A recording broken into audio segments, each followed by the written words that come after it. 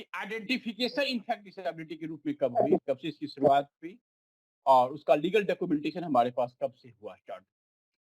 तो हिंदू माइथोलॉजी के अकॉर्डिंग आप सबको पता होगा कि हमारे 4 वेद हैं जो सबसे पुराने माने जाते हैं धर्म ग्रंथ, जो हमारे एक रिटेन रूप में है। उसमें भी सबसे पुराना है ऋग्वेद। तो ऋग्वेद में ऐसी चर्चा है कि गुरु बृहस्पति के भाई उदय, उनकी पत्नी का नाम ममता था। उनके यहाँ एक बालक जन्म लिया, उसका नाम था दिव्यतमा और वो बाय बर्थ ब्लाइंड थे। गुरुकुल में जाके उन्होंने सबके साथ शिक्षा ग्रहण की और वो ब्रह्मर्षि कहलाए। मैं अपने बारे में इंट्रोडक्शन नहीं दे रहा था कि मैम ने जो कहा वो काफ़ी कह दिया, लेकिन हाँ, एक लगा हूँ, एक पैशन है फ़ील्ड में काम करने का, तो मैं अपना इंट्रोडक्शन कहीं दूँ, मैम लोगों ने बता ही दिया, बाकी तो मिलते-जुलते बातचीत करते रहेंगे। तो वहाँ से इसकी शुरुआत हुई। तो आज जो हम इंक्लूजन की बात करते हैं, तो इंक्लूजन हमारे यहाँ आज से 6800 वर्ष पहले जब वेदव्यास द्वारा लिखी गई थी हिस्ट्री में चर रचना हुई थी वेद की, तो उस समय लिखी गई है, ऐसी मान्यता है। उसके बाद अगर हम काल की बात करें, इंक्लूजन की बात करें, तो अगर रामायण काल की बात आप करते हैं, तो मंथरा फिजिकली चैलेंज होने के बावजूद भी राम के दरबार में काम करती थी, वहाँ पूरा इंक्लूजन था, कोई एक्सक्लूजन नहीं दिखा। महाभारत काल की बात करें, तो फिजिकली चैलेंज मामा विदुर पूरा महाभारत करवा डाले और धृतराष्ट्र, विदुर और पांडु एक साथ जाके गुरुकुल में शिक्षा ग्रहण किए। इंक्लूजन वहाँ भी दिखाता है। तो इस प्रकार से हमारी हिस्ट्रिकल बैकग्राउंड है।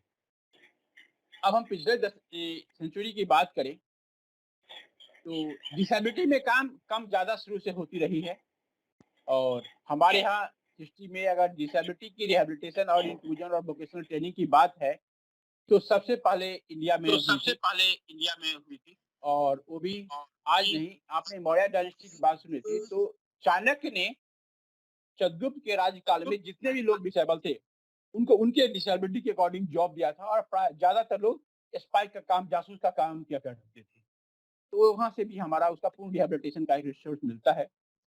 अब हम पिछले दशक की बात करें, तो फर्स्ट वर्ल्ड वॉर में बहुत सारे लोग घायल हो गए। फिर सेकंड वर्ल्ड वॉर में भी मैक्सिमम लोग घायल हो गए, खासकर इंडियन लोग भी बहुत सारे जख्मी हो गए, जिसमें बिग डिसेबिलिटी आ गई। तो 1944 से थोड़ा-सा सोचना शुरू किया गया कि भाई जो लोग हमारे सैनिक डिसेबल हो गए, उसको रिहैबिलिटेशन की व्यवस्था करनी चाहिए। एक कमिटी बनी, फिर उसके रिपोर्ट वगैरह आए और उसी का एक बेस कहिए तो national institute of visually handicapped Dehradun जो अभी है, उसकी शुरुआत उसी से होती है। उसी के परिप्रेक्ष्य में हम आगे बढ़ते हैं। तो ये हमारा हिस्टोरिकल बैकग्राउंड है। स्कूल की बात करें तो हमारे 1887 में फर्स्ट ब्लाइंड स्कूल अमृतसर में स्टार्ट हुआ और उसके बाद सेकंड स्कूल जो हमारा डिसेबिलिटी में हुआ पालमकोटा में हुआ था, जो 1890 में हुआ था 3 साल बाद। ये थोड़ा-सा हमारा हिस्टोरिकल बैकग्राउंड है। इसके बाद 1944 में जैसे मैंने बताया सेकंड वर्ल्ड वॉर के बाद थोड़ा-सा स्टार्टअप हुआ। फिर अलग-अलग ढंग से ट्रेनिंग तो हर समय हो ही रही थी, कम-ज़्यादा, लेकिन थोड़ा-सा और स्ट्रीमलाइन होता गया, स्कूल वगैरह की शॉप में आने की कोशिश किया गया और छोटे-छोटे स्कूल बने, इंस्टीट्यूट्स वगैरह भी बनना शुरू किया, उसके बाद ट्रेनिंग होने लगी। कोई फॉर्मल नहीं था, कोई स्टैंडर्डाइजेशन फ्रेमवर्क नहीं था। एक था जिसके थ्रू चल रही थी, कोई नेशनल फ्रेमवर्क में सब एक जैसा नहीं थे। अलग-अलग क्लस्टर में लोग काम किया करते थे। फिर स्पेशल स्कूल की शुरुआत हुई, स्पेशल स्कूल बहुत सारे खुलते गए और 1972 के आसपास तक स्पेशल स्कूल का ही कॉन्सेप्ट था। 1972 में इंटीग्रेटेड एजुकेशन का कॉन्सेप्ट आया जिसमें पर्सन विद डिसेबिलिटी जो हमारे थे उनको इनिशियली हम प्रिपेयर करें, अगर वो आत्मनिर्भर हो जाते हैं, अपना काम-धाम, पढ़ाई-लिखाई कर सकते हैं, तो उनको अन्य बच्चों के साथ सामान्य विद्यालय जिसको आज लोग बोलते हैं। हालाँकि सामान्य वर्ड हम बोलना अच्छा नहीं लगता, लेकिन जब हम कंपेयर करते हैं तो बोलना पड़ता है कई बार, नहीं तो हम विद्यालय कहें और विशेष विद्यालय कहें। तो वहाँ पे भेजना शुरू किया। लेकिन इंटीग्रेटेड प्रोजेक्ट जो हमारा था एजुकेशन, वो ज़्यादा सक्सेसफुल नहीं हुआ। हालाँकि अभी भी कुछ जगहों पे चलता है, लेकिन वो क्योंकि हमारा देश बहुत बड़ा था, बहुत सारे नीड थी। फिर 1994 में स्पेन में सलमान का डिक्लेरेशन हुआ, वहाँ पे एजुकेशन फॉर ऑल की बात की गई और इंडिया ऑलरेडी वहाँ भी पार्टिसिपेट कर रहा था। तो वहाँ से वो चीज़ें टर्न होके आई और हमारे यहाँ मॉडिफाइड वर्ज़न में सर्व शिक्षा अभियान के रूप में आया, जो शिक्षा घर-घर और द्वार-द्वार की बात की। ये तो हमारा एक पार्ट था। जब हम लीगल फ्रेमवर्क की बात करें, तो लगभग 70 से हमारे यहाँ छोटे-छोटे एनजीओ के द्वारा, पेरेंट्स के द्वारा काफ़ी हल्ला मचाया गया कि नहीं भाई हमारे लिए भी कुछ राइट्स की बात होनी चाहिए, कुछ होनी चाहिए। तो ये फ्रेमवर्क चलता रहा और फाइनली 1993 और 92 के 83 और 92 के बीच में एक डिकेड को यूएनओ के द्वारा डिसेबिलिटी के लिए स्पेशली संबोधित किया गया, डिक्लेयर्ड किया गया। वहाँ से और थोड़ा-सा इस स्पीड को मोमेंटम पकड़ा। इस बीच में हमारे काफ़ी सारे नेशनल इंस्टीट्यूट खुल चुके थे, सबकी जगह अलग-अलग ट्रेनिंग हो रही थी, लेकिन उसमें कोई नेशनल लेवल का एक फ्रेमवर्क नहीं था। इस कॉन्सेप्ट को ध्यान में रखते हुए 1992 में rehabilitation council of India act 1992 में rehabilitation council of India act पास हुआ। अब इस एक्ट के द्वारा 16 टाइप ऑफ रिहैब प्रोफेशनल को तैयार करने की बात हुई, जो आज के समय में अराउंड 1,40,000 रिहैब प्रोफेशनल ट्रेंड होकर आरसीआई से रजिस्टर्ड हो चुके हैं और every year around 20,000 rehab professional BEd, BEd, MEd, PGDP और अन्य रिहैब प्रोफेशनल के ग्रुप में जो 16 टाइप है वो हमारे यहाँ ह्यूमन रिसोर्स के रूप में डेवलप हो रहे हैं। इसी बीच एक नया मोमेंटम आया कि भाई इन पीडब्ल्यूडी कम्युनिटी के लिए राइट्स की बात किया। तो काफ़ी संघर्ष के बाद हमारे काफ़ी सारे जो एमिनेंट पर्सनैलिटी थे डिसेबिलिटी के फील्ड में, सोशल वर्कर, सिविल सोसाइटी ने मिलके 1995 में एक एक्ट पास किया जिसका नाम था पर्सन विद डिसेबिलिटी एक्ट 1995। उसमें कहा गया इक्वल अपॉर्चुनिटी, फुल पार्टिसिपेशन और प्रोटेक्शन ऑफ राइट। ये पहला एक्ट था, पहला लेजिस्लेशन था जहाँ से हमें लीगल रूप में हमें राइट्स की बात हुई और उसमें 3% रिजर्वेशन की बात हुई और कई जगह रेलवे, रोडवेज, एयरवेज वगैरह में तो कहीं न कहीं कंसेशन बेनिफिट की बात होने लगी। इस एक्ट में हमें 7 टाइप ऑफ डिसेबिलिटी को रखा गया पहली बार, जिसमें blindness, low vision, hearing impairment, locomotor disability, mental retardation, mental illness और लेप्रोसी क्योर था। जैसे ये बना तो पता चला कि इससे भी और डिसेबिलिटी जो है कुछ ऐसे हैं जो सीवियर कैटेगरी के हैं, हम उसको इसमें छोड़ दिए, उसको स्पेसिफिक फोकस चाहिए। तो जस्ट उसके 4 साल बाद एक नेशनल ट्रस्ट एक्ट बना और उसमें autism, cerebral palsy, mental retardation और मल्टीपल डिसेबिलिटी को इंक्लूड किया गया। तो पहले 1995 में 7 थे और इसमें 4 यानी 11 हो गए। बट दोनों में मेंटल रिटार्डेशन कॉमन था। अर्थात हमारे पास 10 टाइप ऑफ डिसेबिलिटी थी, जिसको हम लोग आफ्टर करना था। तो आरसीआई एक्ट, पीडब्ल्यूडी एक्ट और नेशनल ट्रस्ट एक्ट, ये 3 एक्ट जब हमारे पास आया तो एक मोमेंटम सा फील हुआ हमारे पीडब्ल्यूडी कम्युनिटी को, पेरेंट्स को, प्रोफेशनल को कि अब इनके भी राइट है, इनके लिए भी कुछ किया जाने लगा और सोसाइटी में ग्रेजुअली कहीं न कहीं एक अवेयरनेस क्रिएट होने लगी, क्योंकि हम नेचुरली एक मास में हम लोग फॉर्म होने लगे। और फिर ये चलता चलता रहा।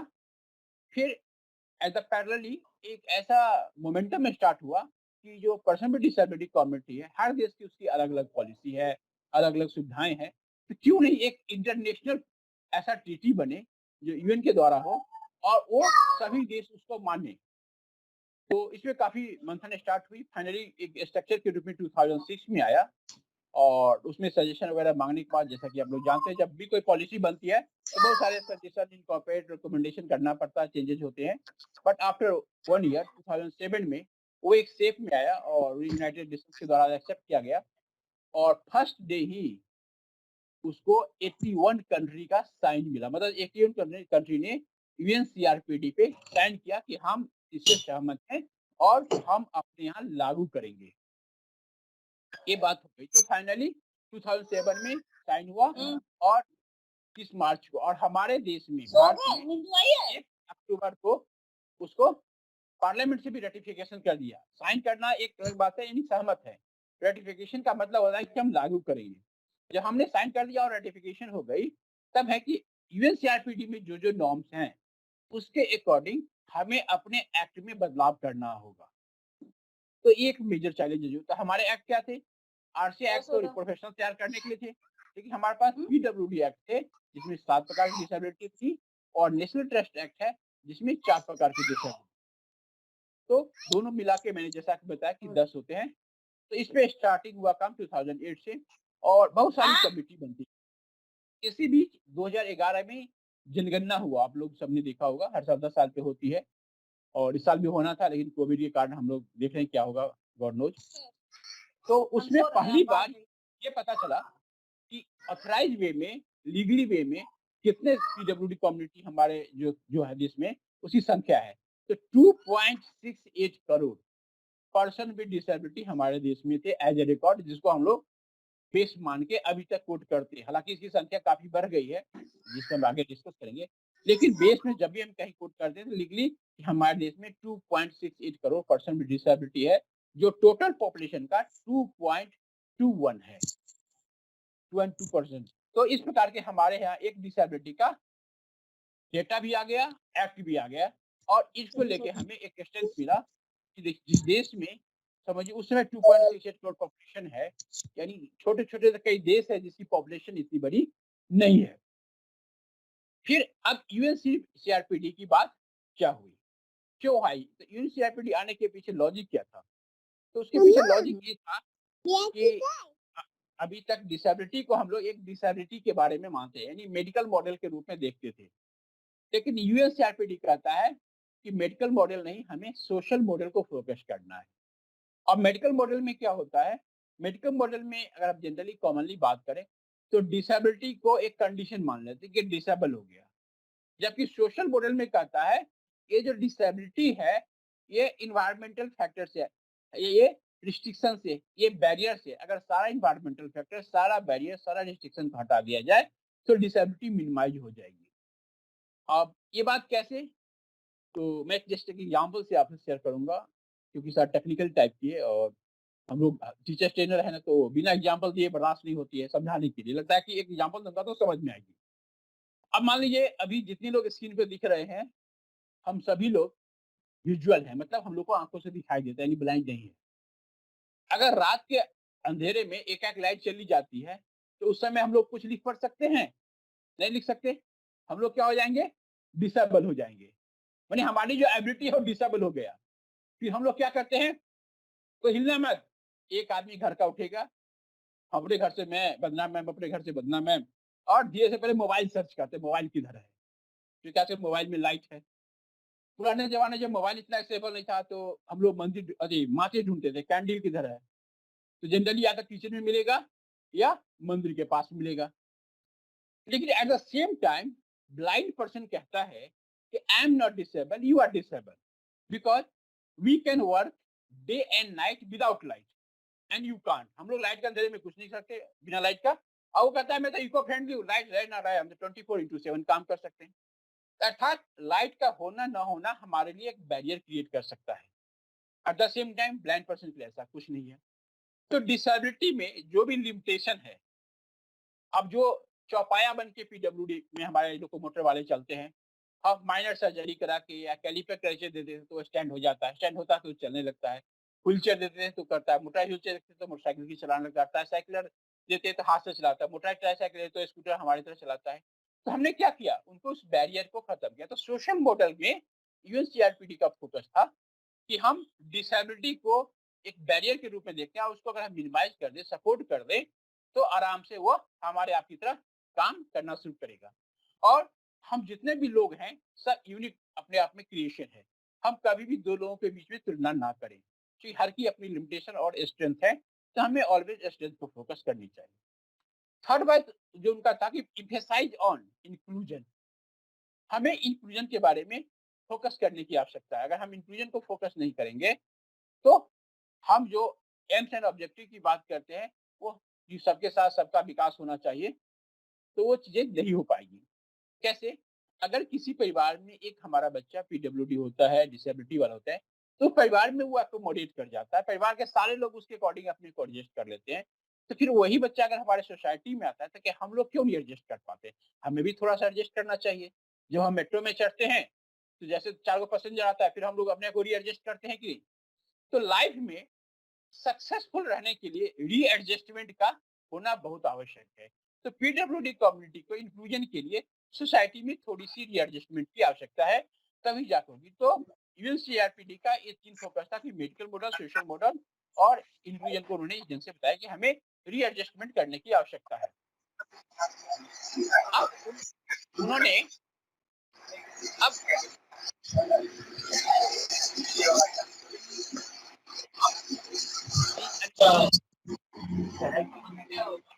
थोड़ा सा अनम्यूट करें। अब क्या हुआ कि यूएनसीआरपीडी के जो मेन पॉइंट है उन ट्रस्ट को लेके हमारे यहाँ आरपीडब्ल्यूडी एक्ट बना। यानी पहले क्या था, पर्सन विद डिसेबिलिटी एक्ट 1995, उसमें जोड़ दिया गया the rights of person with disability act 2016। यानी 2008 से स्टार्ट हुआ, 2016 तक बहुत सारे इसकी मीटिंग्स हुई, कमिटियां हुई, इनकॉर्पोरेशन हुई, अलग अलग पीडब्ल्यूडी कम्युनिटी के लोग, वीआई, एचआई, एमआर, लोकोमोटर वाले अपना अपना रिप्रेजेंटेशन देते रहे, मॉडिफिकेशन होता रहा और एक लॉन्ग टर्म चला। हालांकि इतना नहीं चलना चाहिए, बट फाइनली चाहे जो भी हो एक शेप में आया और इसको 2016 में लॉन्च किया गया। बट इसमें कुछ नए फीचर्स ऐड हुए। जिसपे हम आज चर्चा करेंगे। जैसा कि मैंने आपसे बताया कि हमने 10 टाइप ऑफ डिसेबिलिटी की बात की। इसमें 21 टाइप ऑफ डिसेबिलिटी को इंक्लूड किया गया। यानी पीडब्ल्यूडी में 7 था और अब हो गया 21, यानी जस्ट 3 टाइम्स मल्टीप्लाई हो गया। तो देखिए पहले 7 थे, अब 21 हो गए। पॉपुलेशन 2011 में थी 2.68 करोड़, आज हम 2021 में यानी 10 साल बाद। तो हम व्यक्तिगत मेरा एस्टिमेशन है कि आज के समय में अगर एक्चुअल असेसमेंट किया जाए तो 8 to 10 crore person with disability, children with disability हमारे देश में है। और एक फैमिली में 4 से 5 लोग एवरेज होते हैं हमारे देश में। तो 10 को 4 से मल्टीप्लाई कर दीजिए तो 40, 3 से मल्टीप्लाई कीजिए तो 30, यानी 30 से 40 करोड़ पॉपुलेशन इस देश का पार्सली या फुल्ली पीडब्ल्यूडी कम्युनिटी से प्रभावित हो रहा है, अंशतः या पूर्णतः। तो ये एक मेजर चैलेंज है गवर्नमेंट और सिविल सोसाइटी दोनों के लिए कि किस प्रकार का हम एक इंफ्रास्ट्रक्चर डेवलप करें, किस प्रकार से एक कम्युनिटी डेवलप करें, हमारा क्या स्ट्रक्चर होना चाहिए, क्या मॉडलिटी होनी चाहिए कि इन लोगों को एकोमोडेट करके इनके लिए एजुकेशन, एम्प्लॉयमेंट, शिक्षा और सुरक्षा की बात करके एक सामान और डिग्निफाइड लाइफ जीने के लिए, लीड करने के लिए उनको तैयार करें, प्रिपेयर करें। ये एक मेजर चैलेंज है। और अब अगर सोचिए कि 30 करोड़ पॉपुलेशन, जैसे हम लोग एक फैमिली के भाई माता पिता होते हैं, एक एक घंटा भी उसके सपोर्ट में अगर काम करते हैं तो 30 करोड़ घंटा पर डे हम उसमें लगाते हैं, जो कहीं ना कहीं हम लोग फुली ट्रेंड और प्रोफेशनल वे में नहीं करते हैं। अगर गवर्नमेंट इस सिस्टम को उनकी सारी व्यवस्था करे तो 30 करोड़ घंटा, 30 crore hours per day save होके ये ह्यूमन रिसोर्स किसी और डायरेक्शन में अगर जाएगी तो कितना ग्रोथ एंड डेवलपमेंट होगा। ये एक बिग क्वेश्चन है हम सब के लिए। एनीवे, अब हम बात करते हैं आरपीडब्ल्यूडी एक्ट में क्या मेन फीचर था। तो मेन फीचर ये था, जैसे आप देखते होंगे आजकल के बच्चे, हम लोग तो थोड़ा पुराने जमाने में आ गए। पहले हम लोग थोड़ा बात भी सुन लेते थे, डांट भी सुनते थे, एटिकेट मैनर वाला डर भी लगता था। आजकल के बच्चे एकदम गिव एंड टेक रोबोटिक हो गया है। तो कहने का इसका था कि हम प्रत्येक व्यक्ति की जो चॉइस है, जो राइट है, उसके ऊपर किसी भी प्रकार का बैरियर नहीं लगाए। हम उसको उसके जो कैपेसिटी है, उसकी जो थॉट है, उसकी जो थिंकिंग है, उसको पूरा मौका दें। हम पूरा उसको फैसिलिटेट करें, उसको हम पूरा सपोर्ट करें, ताकि अब सपोर्ट पॉजिटिव डायरेक्शन वाला होना चाहिए, नेगेटिव वाला नहीं, ताकि वो अपने आप को ग्रोन अप कर सके। जैसे हम एक पौधा लगाते हैं गमले में, तो हम क्या करते हैं, उसको पानी डालते हैं, उसकी मिट्टी को थोड़ा कोड़ते हैं, लेकिन पौधे को डिस्टर्ब नहीं कर देंगे, तो अपने से ग्रो करो। तो बच्चे को भी फ्रीडम मिलनी चाहिए, एक्सेसिबिलिटी मिलनी चाहिए, ताकि वो फुल्ली ग्रो कर सके। उसकी इनहेरेंट कैपेसिटी जो है, खासकर एमबीसीएन में मैंने एक दो बार जाने का मौका मिला, तो देखा कि वहाँ पूरा दिया जाता है फ्रीडम, चाहो जो करना है कर लो। तो उससे क्या होता है, बच्चे के अंदर जो पोटेंशियल्स होती है वो निकल के आता है और काफी अच्छे से वो लोग ग्रो करते हैं। तो पहला इनका तो ये पार्ट था कि respect to inherent dignity of individual autonomy. दूसरा जो उनका था कि नॉन डिस्क्रिमिनेशन। हालांकि जैसा कि मैंने थोड़ा हिस्टोरिकल बैकग्राउंड बताया, हमारे आदि काल में कोई डिस्क्रिमिनेशन नहीं थी, आज भी नहीं है, बट कई बार प्रेजेंट सिचुएशन में डिस्क्रिमिनेशन दिखना पड़ता है, देखा गया है। तो डिस्क्रिमिनेशन नहीं होनी चाहिए। अब डिस्क्रिमिनेशन कैसा, हमारे देश का जो बुनियाद ही डिस्क्रिमिनेशन पे बैठा हुआ है। मैं बुरा नहीं माने कोई पॉलिटिकल, यहाँ पे कभी हम जात के नाम पे डिस्क्रिमिनेट करते हैं, कभी कास्ट के नाम पे, कॉम के नाम पे, रिलीजन के नाम पे, ज्योग्राफिकल लोकेशन के नाम पर, टोपोग्राफिकल लोकेशन के नाम पे। तो डिस्क्रिमिनेशन वाली जो बात है हमारे यहाँ बहुत ज्यादा है। तो हालांकि सिर्फ हमारे यहाँ नहीं, फॉरेन कंट्री में भी होती है, कम ज्यादा हर जगह होती है। वहाँ पे गोरे काले की बात होती है। तो लेकिन यहाँ पे हमारे राइट्स में क्या है कि नॉन डिस्क्रिमिनेशन क्लियरली एक पॉइंट मेंटेन किया, हम किसी भी प्रकार का भेदभाव ना करें। भेदभाव कैसा, मेन एंड वुमेन। जैसे कि कई जगह ऐसा देखा जाता है, जो लोग पढ़े लिखे नहीं होते हैं, वहाँ पे ऐसा कहते हैं कि अरे लड़का को पढ़ाओ, लड़की पढ़ के क्या करेगी। हालांकि ये कॉन्सेप्ट पुराना है, आजकल थोड़ा मोड़ा बचा है। तो इसको क्लियरली मेंशन किया गया कि किसी भी प्रकार का डिस्क्रिमिनेशन नहीं होनी चाहिए, वुमेन और वुमेन में किसी प्रकार का भेद नहीं होगा। इक्वल अपॉर्चुनिटी की बात उस समय भी किया गया था, कब, पीडब्ल्यूडी एक्ट में। तो इसमें भी कहा गया है कि इक्वल अपॉर्चुनिटी, यदि हम मौका देंगे तो उसको अवसर देंगे तो डेफिनेटली वो अच्छा करेगा। अब मौका और अवसर कैसा होगा, इसको थोड़ा सा मैं एक एग्जांपल से बताता हूँ। मौका और अवसर का मतलब होता है एक kind of guidance, motivation, support. कई बार गाइडेंस और सपोर्ट और मोटिवेशन से अच्छे-अच्छे व्यक्ति जो डिप्रेशन, टेंशन, एंग्जायटी में हो जाते चले जाते हैं, वे लोग भी बाहर निकल कर आते हैं, बहुत अच्छा कर पाते हैं।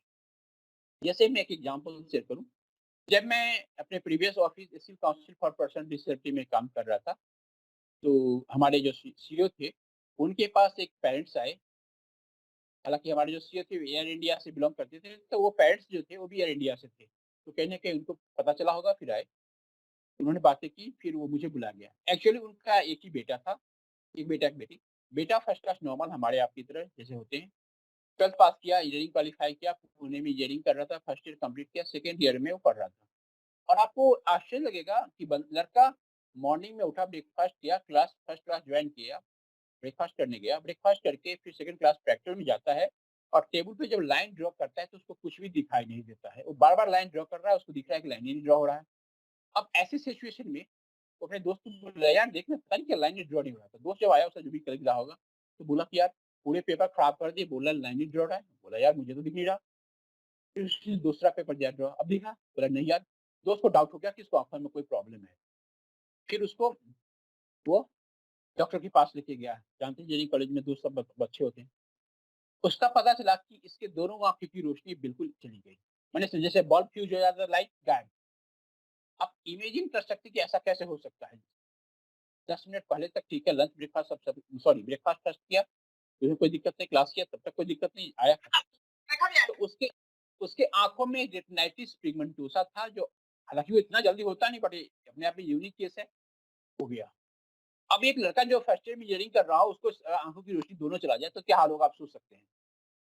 जितना भी ट्रीटमेंट वगैरह का प्रोसेस हुआ, सब कुछ हुआ, किसी ने कहा रसिया में उसका इलाज है, तो रसिया भी गए उसके पेरेंट्स लेके, बस उसका कोई इलाज नहीं है, शायद आप लोग को पता होगा।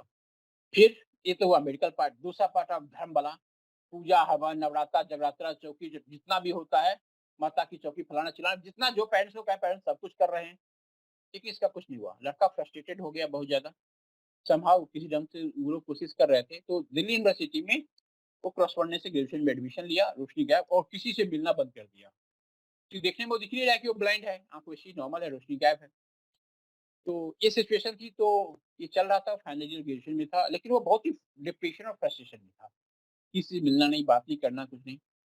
तो ये सिचुएशन जस्ट उसका मैं बैकग्राउंड बताया, तो जब उसके पेरेंट्स से हमें मिलवाया, मैंने सारी स्टोरी सुनी, तो मैं एज़ जनरल उसको कहा कि आप उसको ब्लाइंडरी एसोसिएशन भेजिए, वो थोड़ा कंप्यूटर चलाना सीख लेगा, ब्रेल वगैरह का, उसका ज्ञान बेसिक हो जाएगा, तो उसको ईज़ी होगा आगे। वो जाने को तैयार नहीं। फाइनली एक दिन मैंने बुलाया उस लड़के को, थोड़ी-सी मैंने काउंसलिंग की।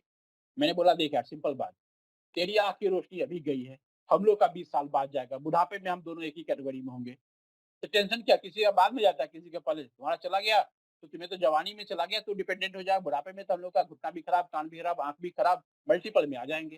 मैंने समहाउ अपने हिसाब से काउंसलिंग करने की कोशिश की और मोटिवेट किया। मोटिवेट करते-करते वो इतना मोटिवेट हो गया कि वो कहा कि सर मैं जर्नलिज़्म का कोर्स करना चाहता हूँ, वो भी जेएनयू से। मैंने थोड़ा-सा गाइड किया, इंट्रेंस दिया, उसका हो गया।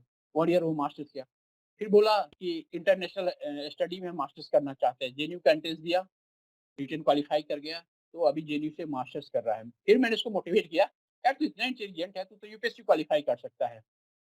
तो लास्ट ईयर विदाउट तैयारी करके पीटी दिया था, तो 6 नंबर से वो रह गया। तो मुझे बोला, राजेश सर आप टेंशन मत लो, इस बार तो बिना तैयारी का दिया, अगले बार मैं डेफिनिटली क्वालीफाई कर जाऊँगा। तो मेरा उसका एक बॉन्डिंग है, जितना वो पैसा कमाएगा उसका 75% मुझे देगा। इस बॉन्डिंग पे वो तैयार हुआ और कहा कि मेरा जहाँ-जहाँ पोस्टिंग होगा साथ में मैं आपको रखूँगा। तो इधर से मैंने उसको मोटिवेट किया। कहने का मेरा ये मतलब था कि हमें थोड़ा-सा मोटिवेशन और सपोर्ट देने से आज वो लड़का जो इतना डिप्रेस्ड था, किसी से मिलना नहीं चाहता था, फेस नहीं करना चाहता था, आज वो एक यूपीएससी क्वालीफाई करके एक एसेट देश के लिए बनना चाहता है। तो हमने क्या किया, थोड़ा-सा उसको मोटिवेट किया, सही डायरेक्शन में गाइड किया, और ऐसे मेरे दर्जनों स्टोरी है जो मैं अपने पार्ट के साथ करता हूँ। अब एक पार्ट आता है एक्सेसिबिलिटी। एक्सेसिबिलिटी हमारा एक मेजर चैलेंज है। अभी तक एक्सेसिबिलिटी की अगर हम बात करें, तो जनरली होता है, रैंप है, टॉयलेट में हैंडल्स है, बस। बहुत ज़्यादा क्या तो 1-2 चीज़, लेकिन आज के समय में एक्सेसिबिलिटी नॉट यही है। एक्सेसिबिलिटी बहुत सारा चीज़ है। तो उसको एक्सेसिबिलिटी को हम तो आगे चर्चा करेंगे, इसलिए मैं यहाँ पे थोड़ा ब्रीफ कर रहा हूँ। तो एक्सेसिबिलिटी भी होनी चाहिए, यानी जिस व्यक्ति को जो ज़रूरत हो, जहाँ ज़रूरत हो, जैसे ज़रूरत हो, उसको वो सुविधाएँ हम प्राप्त करें। एक यहाँ पे मैं थोड़ा-सा चूँकि हमारे बहुत सारे टीचर्स होंगे, तो एक्सेसिबिलिटी का एक एग्ज़ाम्पल मैं आपसे शेयर करूँ, आपको बहुत सारे एग्ज़ाम्पल जानने को मिलेगा। एक बार जब मैं प्रीवियस काउंसिल में था, तो हमारा प्रेजेंटेशन होता था डिपार्टमेंट का और वो रिजेक्ट कर दिया जाता था, मतलब कन्विंस नहीं कर पाते थे हमारे एक्सपर्ट लोग। तो लास्ट में मुझे कहा कि राजेश तुम कुछ कर सकते हो? मैंने कहा सर कोशिश कर सकता हूँ, लेकिन कंडीशन है कि मुझे फ्रीडम मिलेगा। तो कहा फ्रीडम मतलब हम अपने हिसाब से प्रेज़ेंट करेंगे, आपकी तरह पीपीटी वगैरह लगेगी उतना हमको बोलने-वोलने में दिक्कत होती है। तो कहा ठीक है, तो पीपीटी बना लो, ये कर लो। हमने सर वो सब चीज़ होती है, वो सब तो आप लोग कर लीजिए। मुझे 5 मिनट का डेमो देने के लिए दिखा दीजिएगा, मैं बस उसी में मैं आपका सारा काम करा दूँगा। तो डेमो तब बोला हाँ। अब मुझे कल प्रेजेंटेशन है तो आज शाम में आए, अब सोच रहा था क्या करूँ? तो द्वारका सेक्टर 12 में मेरा ऑफिस था, 5th फ्लोर पे और उसी के ग्राउंड फ्लोर पे हल्दीराम का दुकान है, मतलब जो मिलता है खाने-पीने का। अब मैं सोच रहा था क्या डेमो दूँगा ताकि ऊपर वाले को कन्विंस किया जाए।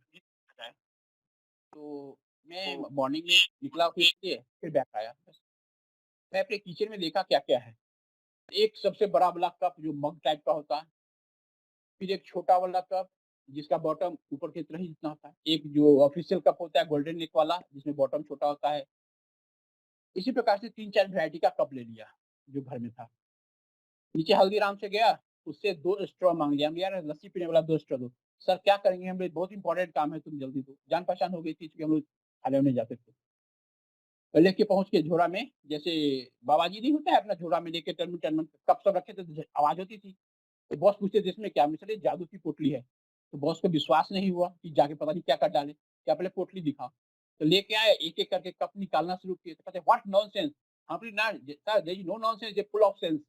कहा कि कैसे? हमने देखिए सर, ये 4 कप है और ये स्ट्रॉ है, इसका क्या यूज़ है? तो क्या यूज़ है? कप है? हमने कहा बताओ।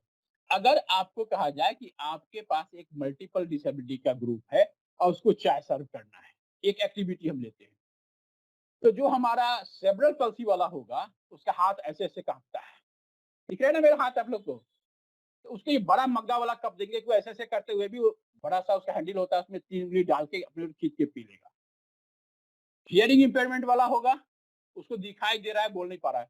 इसको जो ऑफिशियली गोल्डन नेक वाला है ना, इसमें चाय देंगे, ये आराम से उठा के पी लेगा। ब्लाइंड पर्सन जो होगा, उसको जितना टॉप उतना बॉटम वाला कप देंगे क्योंकि वो हाथ को टेबल से ऐसे सटा के आगे बढ़ा के कप को पकड़ता है। अगर छोटा बॉटम होगा तो पलट सकता है। तो चाय गिरेगी, कपड़ा पर जल जाएगा, प्रॉब्लम होगा। और ये कप हमारे आपकी तरह वाले लोगों के लिए होगा। तो कहते हैं ये स्ट्रॉ क्या है? हम सर कोई ऐसा भी व्यक्ति होगा जिसके पास सब कुछ है, दोनों हाथ काम नहीं कर रहा, क्या वो चाय नहीं पिएगा? तो ये स्ट्रॉ उसके कप में डाल देंगे, वो चाय पी लेगा। हो गया ना सर? हमारे बॉस सरप्राइज्ड, गया, वहाँ पे प्रेजेंटेशन स्टार्ट हुई, तो बॉस ने इंट्रोडक्शन दिया डॉक्टर निहारिका, उसके बाद जो था बैकग्राउंड बताना था। तो लेट हो गई थी मीटिंग, तो उन लोगों ने कहा ये सब छोड़िए, आप हमें फैक्चुअल चीज़ बताइए। तो डॉक्टर निहारिका हमारी हेड थी, उन्होंने कहा कि Rajesh will do it something. फिर मैंने वही निकालना शुरू किया तो आवाज़ होने लगी, तो सबको आश्चर्य हुआ। फिर जो स्टोरी अभी मैंने आपको सुनाई वो सब कुछ सुनाया। अब बोले देखिए यही है डिसेबिलिटी। अब आप सोचिए कि आप कहते हैं डिसेबिलिटी, यार हर व्यक्ति की नीड अलग है, तो हमें तो इतनी चैलेंज फेस करना पड़ता है। और आप लोग अभी 4th फ्लोर पे हो, लाइट मैं ऑफ कर दूँ, आप जल्दी से निकल के दिखाइए तो, कोई निकल पाएँगे? नहीं। तो आप सोचिए कि अगर 1 मिनट के लिए मैंने स्विच ऑफ कर दिया, तो आपकी लाइफ में इतने सारे चैलेंजेज़ स्टार्ट हो गए। और वो व्यक्ति जो जन्म लिया, बाय बर्थ ब्लाइंड है, जिसने इस दुनिया का दिन और रात नहीं देखा, सूरज का उगना और डूबना नहीं समझा, सिर्फ वो गर्मी से महसूस करता है कि दिन हो गया और गर्मी कम हो गई तो रात हो गया। ये दुनिया कितनी कलरफुल है, हम कितनी वैरायटी चेंज करते हैं, कुछ उसको पता नहीं है। कहते हैं हमने आज लाल पहन के आया, रेड है, ग्रीन है, ब्लू है, तो मान लेता है, जो कहते हैं वही मान लेता है। क्या कभी आप लोगों ने इस चैलेंज को समझा? आप बिलीव करेंगे, सारे बोर्ड मेंबर ने कहा कि आप लोगों को क्यूपी और क्यूआरसी में परमिशन की जरूरत नहीं है, आप एक मेल कर दो, हम लोग परमिशन दे देंगे। और सेम मीटिंग में 17 जॉब रोल का अप्रूवल हमको मिल गया, नहीं तो हम लोग को मिल ही नहीं रहा था। क्या था? सिर्फ प्रेजेंटेशन थी। हमने एक्सेसिबिलिटी उनको दिखाई कि हमें कैसे इंडिविजुअल के साथ काम करना होता है। तो ये एक एक्सेसिबिलिटी पार्ट थी। अब बात है, एक और पॉइंट था, equality between main and women. देखिए, ये तो एक्ट में कह दिया, लेकिन ये सृष्टि के साथ बना हुआ है। रथ के दो पहिए पैरेलल चलेंगे तो रथ चलेगा, अर्थात समाज में मेन और वुमेन इक्वल हैं, एक के बिना दूसरा अधूरा है। पक्षी जब तक दोनों पंख चलाएगा तभी उड़ेगा, एक काट दीजिए उड़ नहीं सकता। तो मेन एंड वुमेन में equality each and every sphere में होना चाहिए। और हमारे यहाँ वुमेन का तो सबसे शुरू से आदिकाल से ज्यादा विश्वास प्रताप सब रखा गया। देखिए, राधा तब कृष्ण, सीता तब राम। और हमारे यहाँ शादी भी होती है तो लड़के के हाथ में लड़की का हाथ दिया जाता है, मतलब इसको ऊपर रखो अपने से, अर्थात इज्जत और सम्मान है। तो यहाँ कहा गया कि किसी भी प्रकार का भेदभाव नहीं होनी चाहिए, यानी इक्वलिटी की बात हो।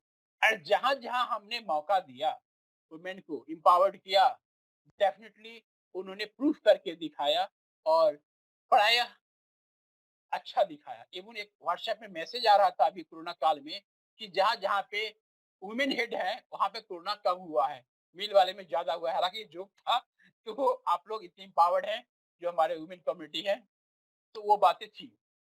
तो ये हमारा मेजर पॉइंट था जो हमने आपको बताया कि इन बीच में थी।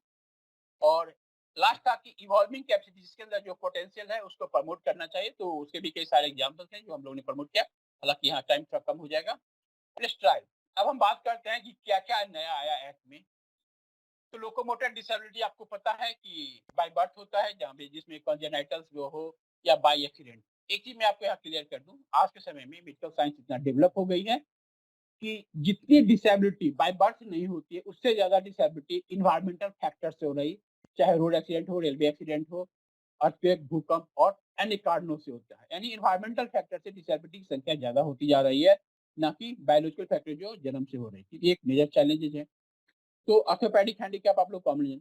लेप्रोसी क्योर, कुष्ठ रोगी, कुष्ठ खत्म हो गया, बट अभी भी कुछ लोग हैं जिसके उसके फिंगर वगैरह में या नी जॉइंट वगैरह में अभी भी कॉन्ट्रैक्शंस होते हैं। तो वो एक चैलेंजेस पहले भी थे जो अभी भी है। इसमें दो तीन चीज जुड़ी गई। Leprosy cure already, sorry, cerebral palsy पहले था और अभी भी है, उसमें रखा नहीं गया।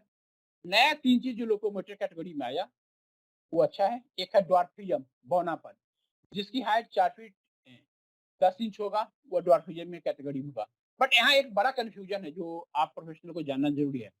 वो डिसेबल होगा, लेकिन वो डिसेबिलिटी कैसा होगा? वो डिसेबिलिटी ऐसा होगा कि हमारे पास, अरे सॉरी, ये कॉल आ रहा था, मैं इसको थोड़ा सा स्कूट पे करता हूँ, क्या गया।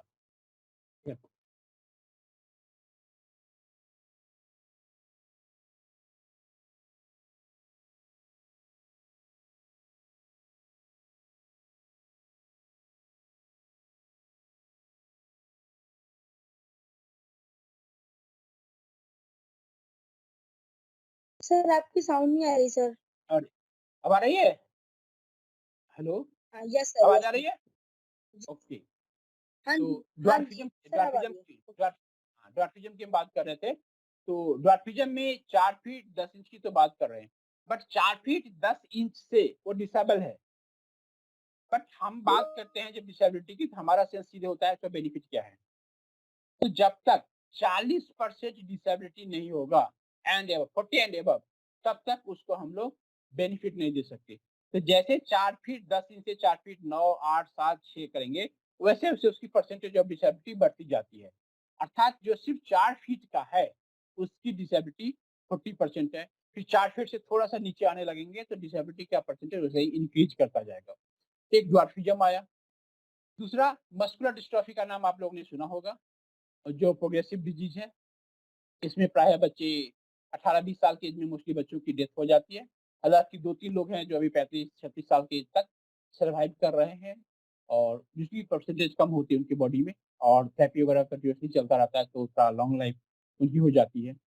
और जो एक और है एसिड अटैक विक्टिम्स, जो हमारे सोसाइटी में एसिड के द्वारा किसी को हम डिसेबल बना देते हैं डाल के, तो वो कैटेगरी को डाला गया। तो ये 3 नया लोकोमोटर डिसेबिलिटी में ऐड हुआ। पहला था ड्वार्फिज्म, मस्कुलर डिस्ट्रॉफी और acid attack victim. Visual impairment एक कैटेगरी बनाया गया जिसमें ब्लाइंडनेस और लो विजन को डाला गया, जो आप लोग जानते हैं 2 कैटेगरी है। तीसरा आया हियरिंग इंपेयरमेंट, पहले सिर्फ एक था, हियरिंग इम्पेयरमेंट, बट इसमें उसको कैटेगराइज कर दिया गया डेफ, जो पूरी तरह से सुनाई नहीं, 70 डेसिबल एंड एबव उसका हियरिंग लॉस हो। उसके बाद 60 टू 70 डेसिबल जो हियरिंग लॉस होगा उसको हार्ड ऑफ हियरिंग कहा गया। और एक थोड़ा-सा उससे हटके आया, हालाँकि उसी कैटेगरी में है, लेकिन उसको रिजर्वेशन नहीं है, उसको बोलते हैं स्पीच एंड लैंग्वेज डिसेबिलिटी। आपके स्कूल में या कम्युनिटी में बहुत सारे बच्चे या व्यक्ति होंगे जो तुतला के बोलते हैं। तो जो तुतला के बोलते हैं तो उसको भी इस कैटेगरी में डाला गया, लेकिन उसको कोई भी सरकार के द्वारा बेनिफिट नहीं मिलती, यानी रिजर्वेशन वगैरह की बेनिफिट उसको नहीं मिलती है। फिर हम लोग मेंटल रिटार्डेशन की बात करते थे। अब यहाँ पे नाम बदल दी गई, में टर्मिनोलॉजी बदल दी गया। मेंटल रिटार्डेशन नहीं होगी, वो इंटेलेक्चुअल डिसेबिलिटी कहलाया और बाकी सारे उनके जो चीज़ थे वो सेम थे। एक यहाँ पे जो नया ऐड हुआ स्पेसिफिक लर्निंग डिसेबिलिटी। ये एक मेजर चैलेंजेज है और आज के समय में अगर इसको एक्चुअल आइडेंटिफाई किया जाए तो एवरेज 4 से 5 बच्चे हर क्लास में जो स्कूल है उसमें मिल जाएँगे। लेकिन इसका असेसमेंट बहुत चैलेंजिंग है, कम हो रहा है, उसके लिए बहुत टाइम टेकिंग होता है और लेट एज में आइडेंटिफाई नहीं होता है। तो ये एक मेजर चैलेंज गवर्नमेंट के लिए है। फिर उसके आगे हम लोग पहले क्या था, लर्निंग डिसेबिलिटी को हम लोग डिस्लेक्सिया, डिस्ग्राफिया, डिस्कैल्कुलिया के रूप में जानते थे जनरली, बट जब इसको इसमें स्पेसिफिक लर्निंग डिसेबिलिटी एक वर्ड जो स्पेसिफिक वर्ड डाल दिया गया और उसमें डिस्लेक्सिया, डिस्ग्राफिया, डिस्कैल्कुलिया के साथ अफेजिया और डिस्प्रेक्सिया 2 टाइप ऑफ डिसेबिलिटी है, ऐसे 7 है लर्निंग डिसेबिलिटी की कैटेगरी, बट इसमें 5 को इन्होंने आइडेंटिफाई किया गया है।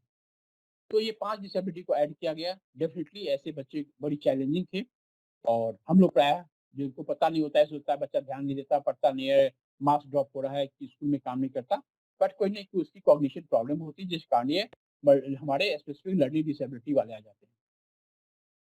ये तो हमारे मेजर थे। नेशनल ट्रस्ट में हमने देखा ऑटिज्म एक डिसेबिलिटी थी, इसमें उसको पूरा नाम लिखा गया ऑटिज्म स्पेक्ट्रम डिसऑर्डर। अब ऑटिज्म स्पेक्ट्रम डिसऑर्डर आ गया, ऑटिज्म वाले वही सिम्पटम्स हैं। हालाँकि जब इस 21 डिसेबिलिटी आई तो बहुत सारे रिप्रेजेंटेशन मंत्रालय में आते हैं जहाँ पे मैं कार्यरत हूँ कि और भी नई-नई डिसेबिलिटी को ऐड किया जाए। वो कैसे होते हैं मैं जस्ट अभी आपसे शेयर करूँगा। तो एक ऑटिज़्म है। अब मेंटल इलनेस, जनरली कन्फ्यूजन लोगों में होता है कि मेंटल रिटार्डेशन और मेंटल इलनेस को लोग ऑलमोस्ट जिसको पता नहीं है वो एक ही मान लेते हैं।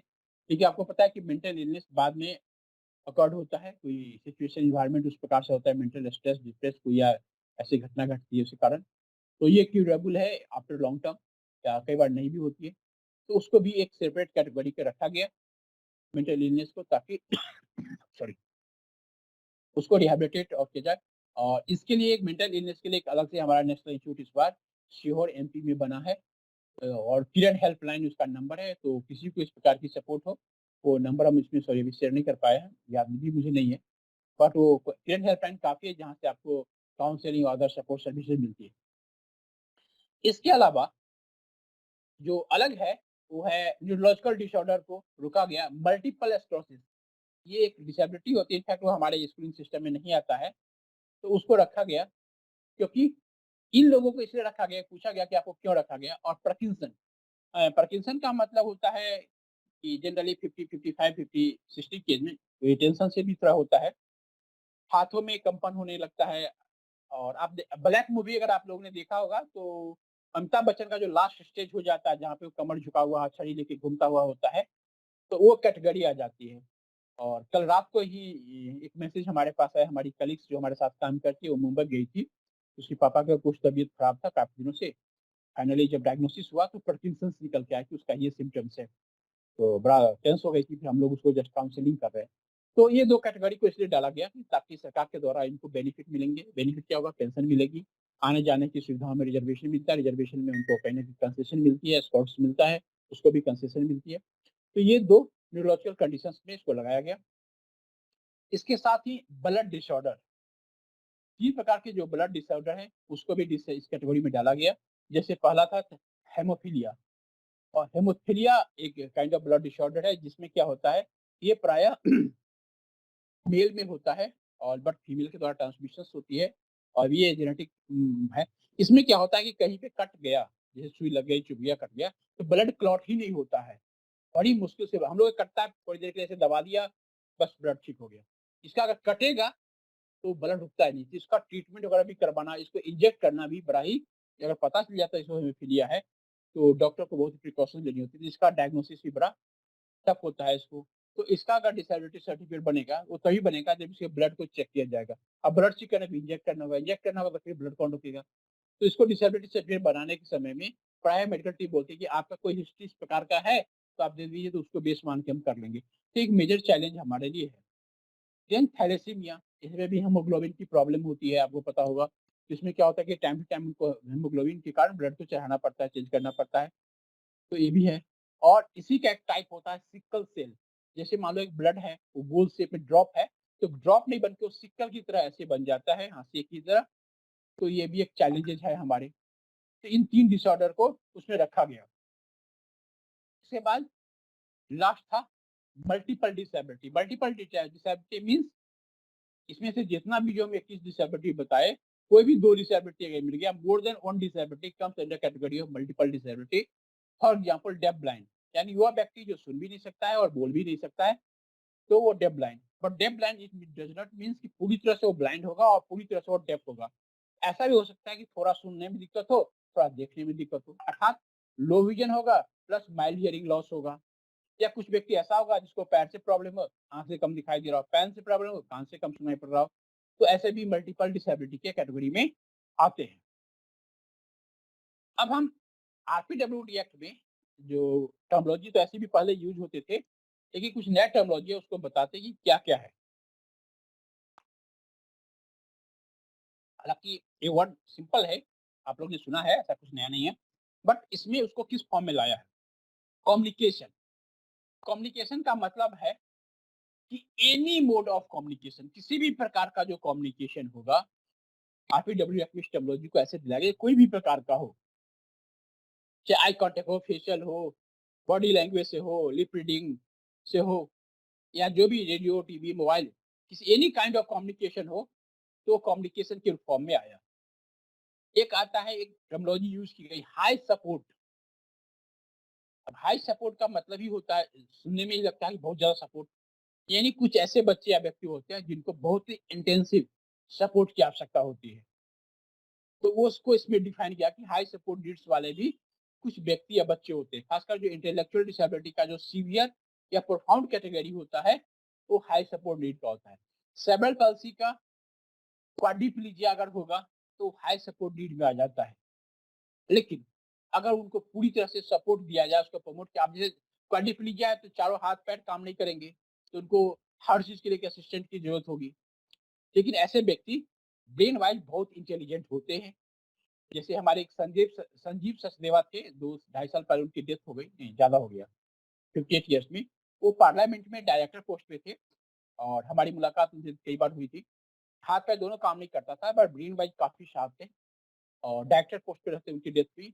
तो उनको क्या करता था, जब भी पार्लियामेंट सेशन चलती थी, तो उनका जो असिस्टेंट था उनको व्हीलचेयर पे लाके कॉर्नर में रख देता था और पूरी पार्लियामेंट सेशन को चुपचाप सुनते रहते थे। और जैसे ही ब्रेक होता था, एक साथ 2 आ जाते थे उसे शॉर्ट हैंड वाले, पैरेलली हिंदी और इंग्लिश दोनों में दोनों को डिक्टेशन देते थे।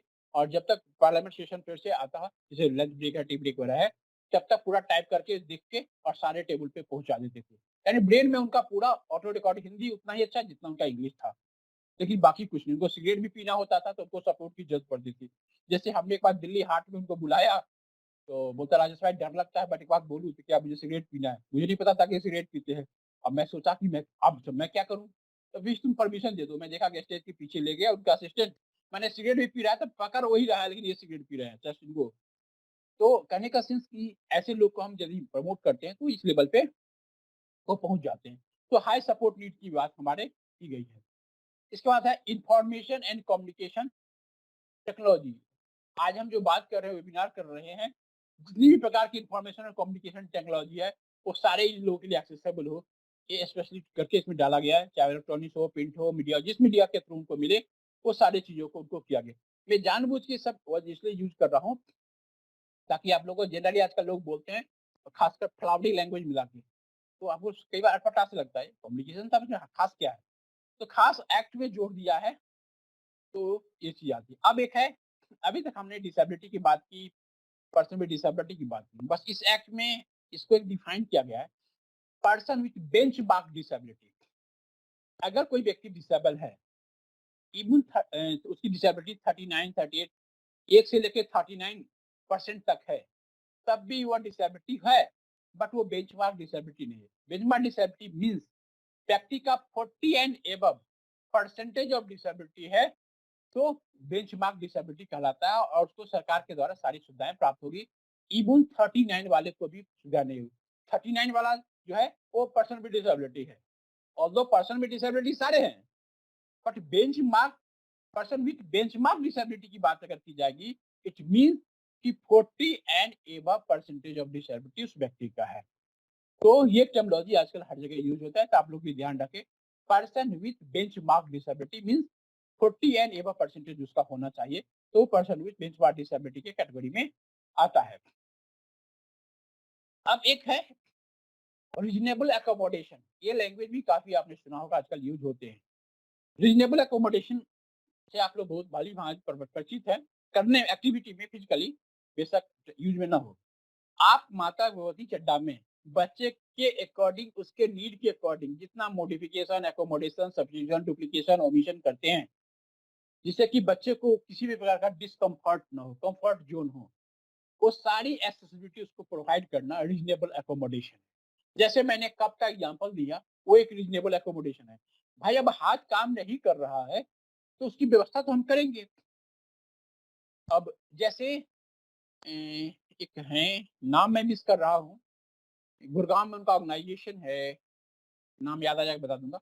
उसका क्या है कि हाथ दोनों इस प्रकार से है और बहुत अच्छा स्पीच वगैरह देते हैं, बहुत सारे कमेटी के मेंबर भी हैं, कुछ फाउंडेशन का नाम है। तो वो हमारे ऑफिस में आए, पुराने ऑफिस में बॉस से मिलने, और व्हील चेयर मोटराइज है, वो अपने ऑपरेट कर लेते हैं, उनका स्पेशली मॉडिफाई गाड़ी है। तो नाम मैं मिस कर रहा हूँ, अभी याद आ जाएगा बता दूं। तो जनरली सर से बातचीत चल रही थी, तो मैंने ऑकेजनली, सर को ध्यान नहीं था, हमारे बॉस को उन्होंने पूछा, आप चाय लेंगे क्या? उन्होंने बोला हाँ हाँ। अब सर ने बोल दिया, बेल बजा दिया, दीपक ने जो प्यून था सुन लिया, वो चाय भी ले आया। अब सर बाद में उनको याद आया कि इनका तो हाथ तो ऐसा है, वो कप कैसे उठाएंगे। अब सर को थोड़ा गिल्ट फीलिंग हो रही थी। जब दीपक चाय लेके गया, तो मैं दीपक के पीछे पीछे गया। अब वो बोलता है, हाँ निपुण मल्होत्रा उनका नाम है, निपुण मल्होत्रा। उनका जो असिस्टेंट था वो रिसेप्शन में बैठा हुआ था कि जरा उसको बुला देंगे। क्यों? क्योंकि ये जो व्हील चेयर थे, मोटरसाइकिल ट्रैज मोटरसाइकिल था, उसके पीछे एक बैग लटका हुआ था और बैग में उनका स्ट्रॉ रखा हुआ था, और मैं 2 स्ट्रॉ ऑलरेडी अक्षर हल्दीराम वाले से ले आया था। तो मैंने कहा क्यों, क्या बात है? नहीं कुछ काम है। हमने आपको स्ट्रॉ चाहिए क्या? तो मुस्कुरा के हँसने लगे, आपको कैसे पता? हमने नहीं ये लीजिए ना, मैं पहले से ला के रखा हूँ। और वो ऑलरेडी एक छोटा सा ट्रे में लेके गया, हाथ से लेके भी नहीं गया कि उसको पकड़ना था तो किसी को अनकंफर्ट लगेगा। और मैं बजाता नैपकिन के साथ उसको पकड़ के चाय में डाल दिया। अब हमारे सर का चेहरा जो एकदम से सिंक टाइप से हो गया था कि एम्ब्रेसिंग तो नहीं इनको लगेगा, हाथ से उठ नहीं रहा है, चाय कैसे पिएंगे। तुरंत एकदम जैसे समझिए कि कमल की फूल की तरह खिल गया। फिर हो गया, बातचीत हो गया, उनको हम छोड़ दिए। जब छो के आ गए तो हमको बोला, राजेश जी प्लीज कम। मुझे लगा क्या गड़बड़ हो गया। आपने स्ट्रॉ कहाँ से लाया? सर नीचे हल्दीराम से। आपको कैसे पता? हमने सर आपने मॉर्निंग में कहा नहीं था क्या निपुण मल्होत्रा आएंगे, उनके साथ मीटिंग है, तो मुझे पता है आप चाय पूछेंगे तो चाय कैसे पिएगा। हालांकि उसके पास स्ट्रॉ होता है, लेकिन असिस्टेंट को तो आपने बाहर छोड़ दिया, मीटिंग इंडिविजुअल चल रही थी, तो ये एकोमोडेशन कौन करेगा? सर शॉक, और थैंक यू 3-4 बार बोले, बोले कि आप इतना दूर से सोचे। हम सर इसलिए तो हम प्रोफेशनल हैं, नहीं तो हो जाता फिर टर्न स्टे निकालता तो फिर आप लोग की मीटिंग तो डिसकंटिन्यू हो जाती है, हम तो बीच वाले हैं, आना जाना है। बहुत खुश हुए। तो ये है रीजनेबल एकोमोडेशन। जिस व्यक्ति को जहाँ जिस चीज की जरूरत हो, उसको वहां पे वो दे दीजिए, अपने आप वो काम करने लगेगा। एक और एग्जाम्पल मैं बताऊंगा आपको। एग्जाम्पल मैं इसलिए बता रहा हूँ क्योंकि आप लोग समय पे कर सकते हैं। देवघर में झारखंड में पड़ता है, वहाँ पे जॉब फेयर में मुझे कहा गया जाओ वहाँ पे। मैं गया अपने टीम के साथ, हमारे बॉस भी थे और हमारे प्रणब मुखर्जी प्रेसिडेंट को आना था। तो हम लोग को शो करना होता था कि भाई हम लोग क्या-क्या काम कर रहे हैं। तो 3-4 पीडब्ल्यूडी चाहिए, एक ब्लैंक चाहिए, एक हियरिंग इम्पेयर्ड चाहिए, लोकोमोटर। तो जो लोकोमोटर वाला आया, पहला दिन तो आया वो व्हीलचेयर पे, जैसे ट्राई में, और व्हीलचेयर उसका टूटा-फूटा टाइप था। अगला दिन बेहुदा ने क्या किया कि व्हीलचेयर का चेयर छोड़ दिया और बिल्कुल चौपाया बनते हुए आया। मैं उसको लेने गया, मैं देखकर दिमाग खराब हो गया। रुक, रुक, रुक यहीं पे, ऐसे कैसे तुम चौपाया बन के जाओगे? बिल्कुल जानवरों की तरह। अब हमारे पास व्हीलचेयर नहीं, चलो हम ले नहीं गए। अब बड़ा विकट सा सर हमारे जो वही सर थे, राजेश जी अब क्या होगा? बड़ा ही विकट सिचुएशन, कुछ समझ में नहीं आया, क्या करें? तुरंत मैं भाग के गया फर्स्ट एड वाले के पास, कि उसके पास ज़रूर व्हीलचेयर होगा, क्योंकि 2-4 एम्बुलेंस लगा के रखा था कि बम-तम फटेगा, वीआईपी के पास आने में क्या होता है, बम भी तो फटेगा, यही प्लानिंग होती है। तो बोलता है तो हमारे पास है कि सारे नया है। भैया यार काम करना नया-पुराना से क्या मतलब? लेकिन यहाँ नहीं है, हम हॉस्पिटल में रखे हैं इमरजेंसी के लिए। फिर उसके डॉक्टर से बात की, उसको फ़ोन करवाए, वो गाड़ी भेजे, वो दे नहीं रहा था, जल्दी से निकलवाया, कहा कि सिल्लूर रास्ते में फाड़ के लाना, सब तोड़-ताड़ के। वो लाया तब तक में यहाँ से पूरा सील कर दिया, अब एंट्री नहीं दे रहा है, क्योंकि भाई पेशेंट आने वाले हैं, उनका हेलीकॉप्टर लैंड कर गया है। अब वो वहाँ से फ़ोन कर रहा है, सर अब तो आने ही नहीं दे रहा है। तो मैं भागा, सर को बोला, सर आप रुकिए, मैं लेके आ रहा हूँ। अब नहीं आने देगा, सर भी गुस्सा हो गए, आप लोग लेट कर दिए क्या? मैंने कहा सर मेरी क्या गलती है इसमें? पर एनी केस मैं भागता गया। संजू से डीएसपी बोलता है अपने 3-4 इंस्पेक्टर को कि फॉलो मी, और जैसे-जैसे मैं कहूँ वैसे-वैसे तुम करना। मुझे मौका मिल गया। हमने सर इसमें से एक को हमें दे दीजिए। वो पीछे मुड़ के देखता ही, भाई आप कौन? हमने सर आपकी ज़रूरत है इसलिए तो आपके पीछे दौड़ रहा हूँ। तो क्या ऐसी-ऐसी बात है सर, आपके पुलिस वाले ने आरोप किया है और पेशेंट को उसी के हाथ से हमें वो देना है उपहार। ये तो ऑलरेडी प्लान्ड हो चुका है, चलिए हम एट्रिब्यूट दिखाते हैं। वो 1 मिनट के लिए शॉक हो गया। बोला हाँ सर वो व्हीलचेयर पे बैठा हुआ है। सर नहीं आएँगे, पूरा मीडिया वाला कैमरा फ़ोटो लगा के खींच के भेज देगा, आप लोग की बदनामी हो जाएगी। कहिए तो मैं वापस चला जाता हूँ। तो हड़काया उसको। नहीं, नहीं, नहीं जाइए, 2 इंस्पेक्टर को पीछे लगा दिया। भागते हुए गए हम वो, और बजाता जैसे पूरा बैरियर फ्री हो गया, सारा रेड लाइट फ्री है, लेके दौड़ते हुए आए और अंदर घुसाए। तो कहने का सेंस यही था कि मैंने दिमाग लगाई कहाँ क्या हो सकता है। That is the reasonable accommodation, और ये कोई हाई-फाई चीज़ नहीं है। आपको सोचना है कि इस सिचुएशन में हम बेस्ट टू बेस्ट क्या कर सकते हैं। नेक्स्ट हमारा है यूनिवर्सल डिजाइन। अब देखिए यूनिवर्सल डिजाइन जो है, ये यूनिवर्सल वर्ड आजकल हमारे आपके बीच में 2 ढंग से आएगा। एक आएगा यूनिवर्सल डिजाइन और एक आएगा यूनिवर्सल डिजाइन और यूनिवर्सल डिजाइन लर्निंग। तो लर्निंग वाला पार्ट में 3 कंपोनेंट है। मोटा-मोटी वही है, वो अब फॉरेन के लैंग्वेज में थोड़ा उसको फ्लावरी कर दिया गया है, तो हम लोग उसी लैंग्वेज यूज़ करेंगे। लेकिन मोटा-मोटी ये समझिए कि आप बच्चे को सीखने के लिए जो best to best possible manner उनको दे सकते हैं, सुविधाएँ दे सकते हैं, एनवायरनमेंट दे सकते हैं, जहाँ पे वो लर्न कर सके, वही यूनिवर्सल डिजाइन ऑफ लर्निंग है। अब कई बार क्या होता है कि बच्चे के लिए हम रिजिड हो जाते हैं। तुमको इसका प्रश्न का जवाब 5 लाइन में लिखना ही पड़ेगा। नहीं हुआ, कैसे लिखेगा? अब हियरिंग इम्पेयर्ड वाला को तो लाइन बनाना ही नहीं आता, सेंटेंस आता नहीं है। अब जैसे हम एग्जांपल देता हूँ, आप लोग अगर टीचर होंगे तो बुरा नहीं मानेगा, मेरा कोई वर्ड ऐसा निकल जाए, तो आदत हो गई है पढ़ने की। गाय पर एक लेख लिखो 10 लाइन में, सारा लिख लेगा, हियरिंग इम्पेयर्ड वाला लिखेगा नहीं। कि उसमें का, की, कू है, ये सब उसको तो सिखाया नहीं जाता है। तो यहाँ पे हमें थोड़ा-सा मॉडिफाई कर देना है। 10 लाइन में 10 मल्टीपल चॉइस क्वेश्चन बना दिए या वन वर्ड बना दिए। गाय के कितने पैर होते हैं? वो लिख देगा 4। गाय क्या खाती है? घास। गाय क्या देती है? दूध। दूध कैसा होता है? सफेद। दूध से क्या बनता है? मिठाई, दही। वो एक-एक वर्ड वो लिख के आपके सारे प्रश्नों का जवाब देगा। गाय के कितने सींग हैं? गाय के कितने आँख हैं? गाय के कितने पैर हैं? गाय के कितने हैं? पूँछ पतली होती है, लंबी होती है, झाड़ीदार होती है। आप ऐसे एक-एक वर्ड का क्वेश्चन अगर 10 बना दीजिए, तो सारे प्रश्नों का जवाब देगा, 10 में 10 नंबर आ जाएगा। ऐसे उसको 2 नंबर नहीं आएगा, तब वो फेल हो जाएगा। तो ये यूनिवर्सल डिजाइन ऑफ लर्निंग का मतलब कि जो जैसा है, हमने क्या किया? उसको सिखाया। सिखाने के बाद वो सीखा कि नहीं, यही तो हम जाँच करते हैं। लेकिन कई बार होता है ट्रेडिशन नहीं, आपको इसी प्रश्न का जवाब देना पड़ेगा। नहीं देंगे, आप हेड से बात कीजिए, डायरेक्टर से बात कीजिए। अरे डायरेक्टर हेड थोड़े पढ़ाने आया है, पढ़ा तो टीचर है। तो आपको बताना पड़ेगा। अच्छा, जनरली आप लोग कई बार देखेंगे पब्लिक स्कूल में, आपके यहाँ नहीं, जो दूसरे बच्चे हैं ना, उसके साथ इसको लगा देंगे। अब इसमें हम लोग पढ़ाते हैं इसको 2 चैप्टर और उसको पढ़ाते हैं 6 चैप्टर। अब क्वेश्चन आएगा पूरा 8 चैप्टर का। ये तो 2 ही चैप्टर का जवाब लिखेगा, 6 का लिखेगा नहीं, फेल कर जाएगा। इसके लिए आपको 2 ही चैप्टर में 100 नंबर का क्वेश्चन बनाना पड़ेगा, क्योंकि आपने जितना सिखाया उतने में तो पूछेंगे। तो ये चीज़ें अभी तक हमारे यहाँ नहीं हो पाती, बच्चे फेल करते हैं, फिर फ्रस्ट्रेशन, डिप्रेशन, एंग्जायटी बच्चों से लेकर माँ-बाप तक भी हो जाती है। तो यहाँ पे ये चीज़ों को थोड़ा-सा ध्यान है। अब यूनिवर्सल डिजाइन एक्सेसिबिलिटी की बात करें, तो इसके 7 कंपोनेंट हैं, बट मोटा-मोटी आपको हम बता देते हैं। एटीएम, आपको 99 एटीएम होगा जो डिसेबल फ्रेंडली नहीं होगा। उसपे व्हीलचेयर जा ही नहीं सकता है।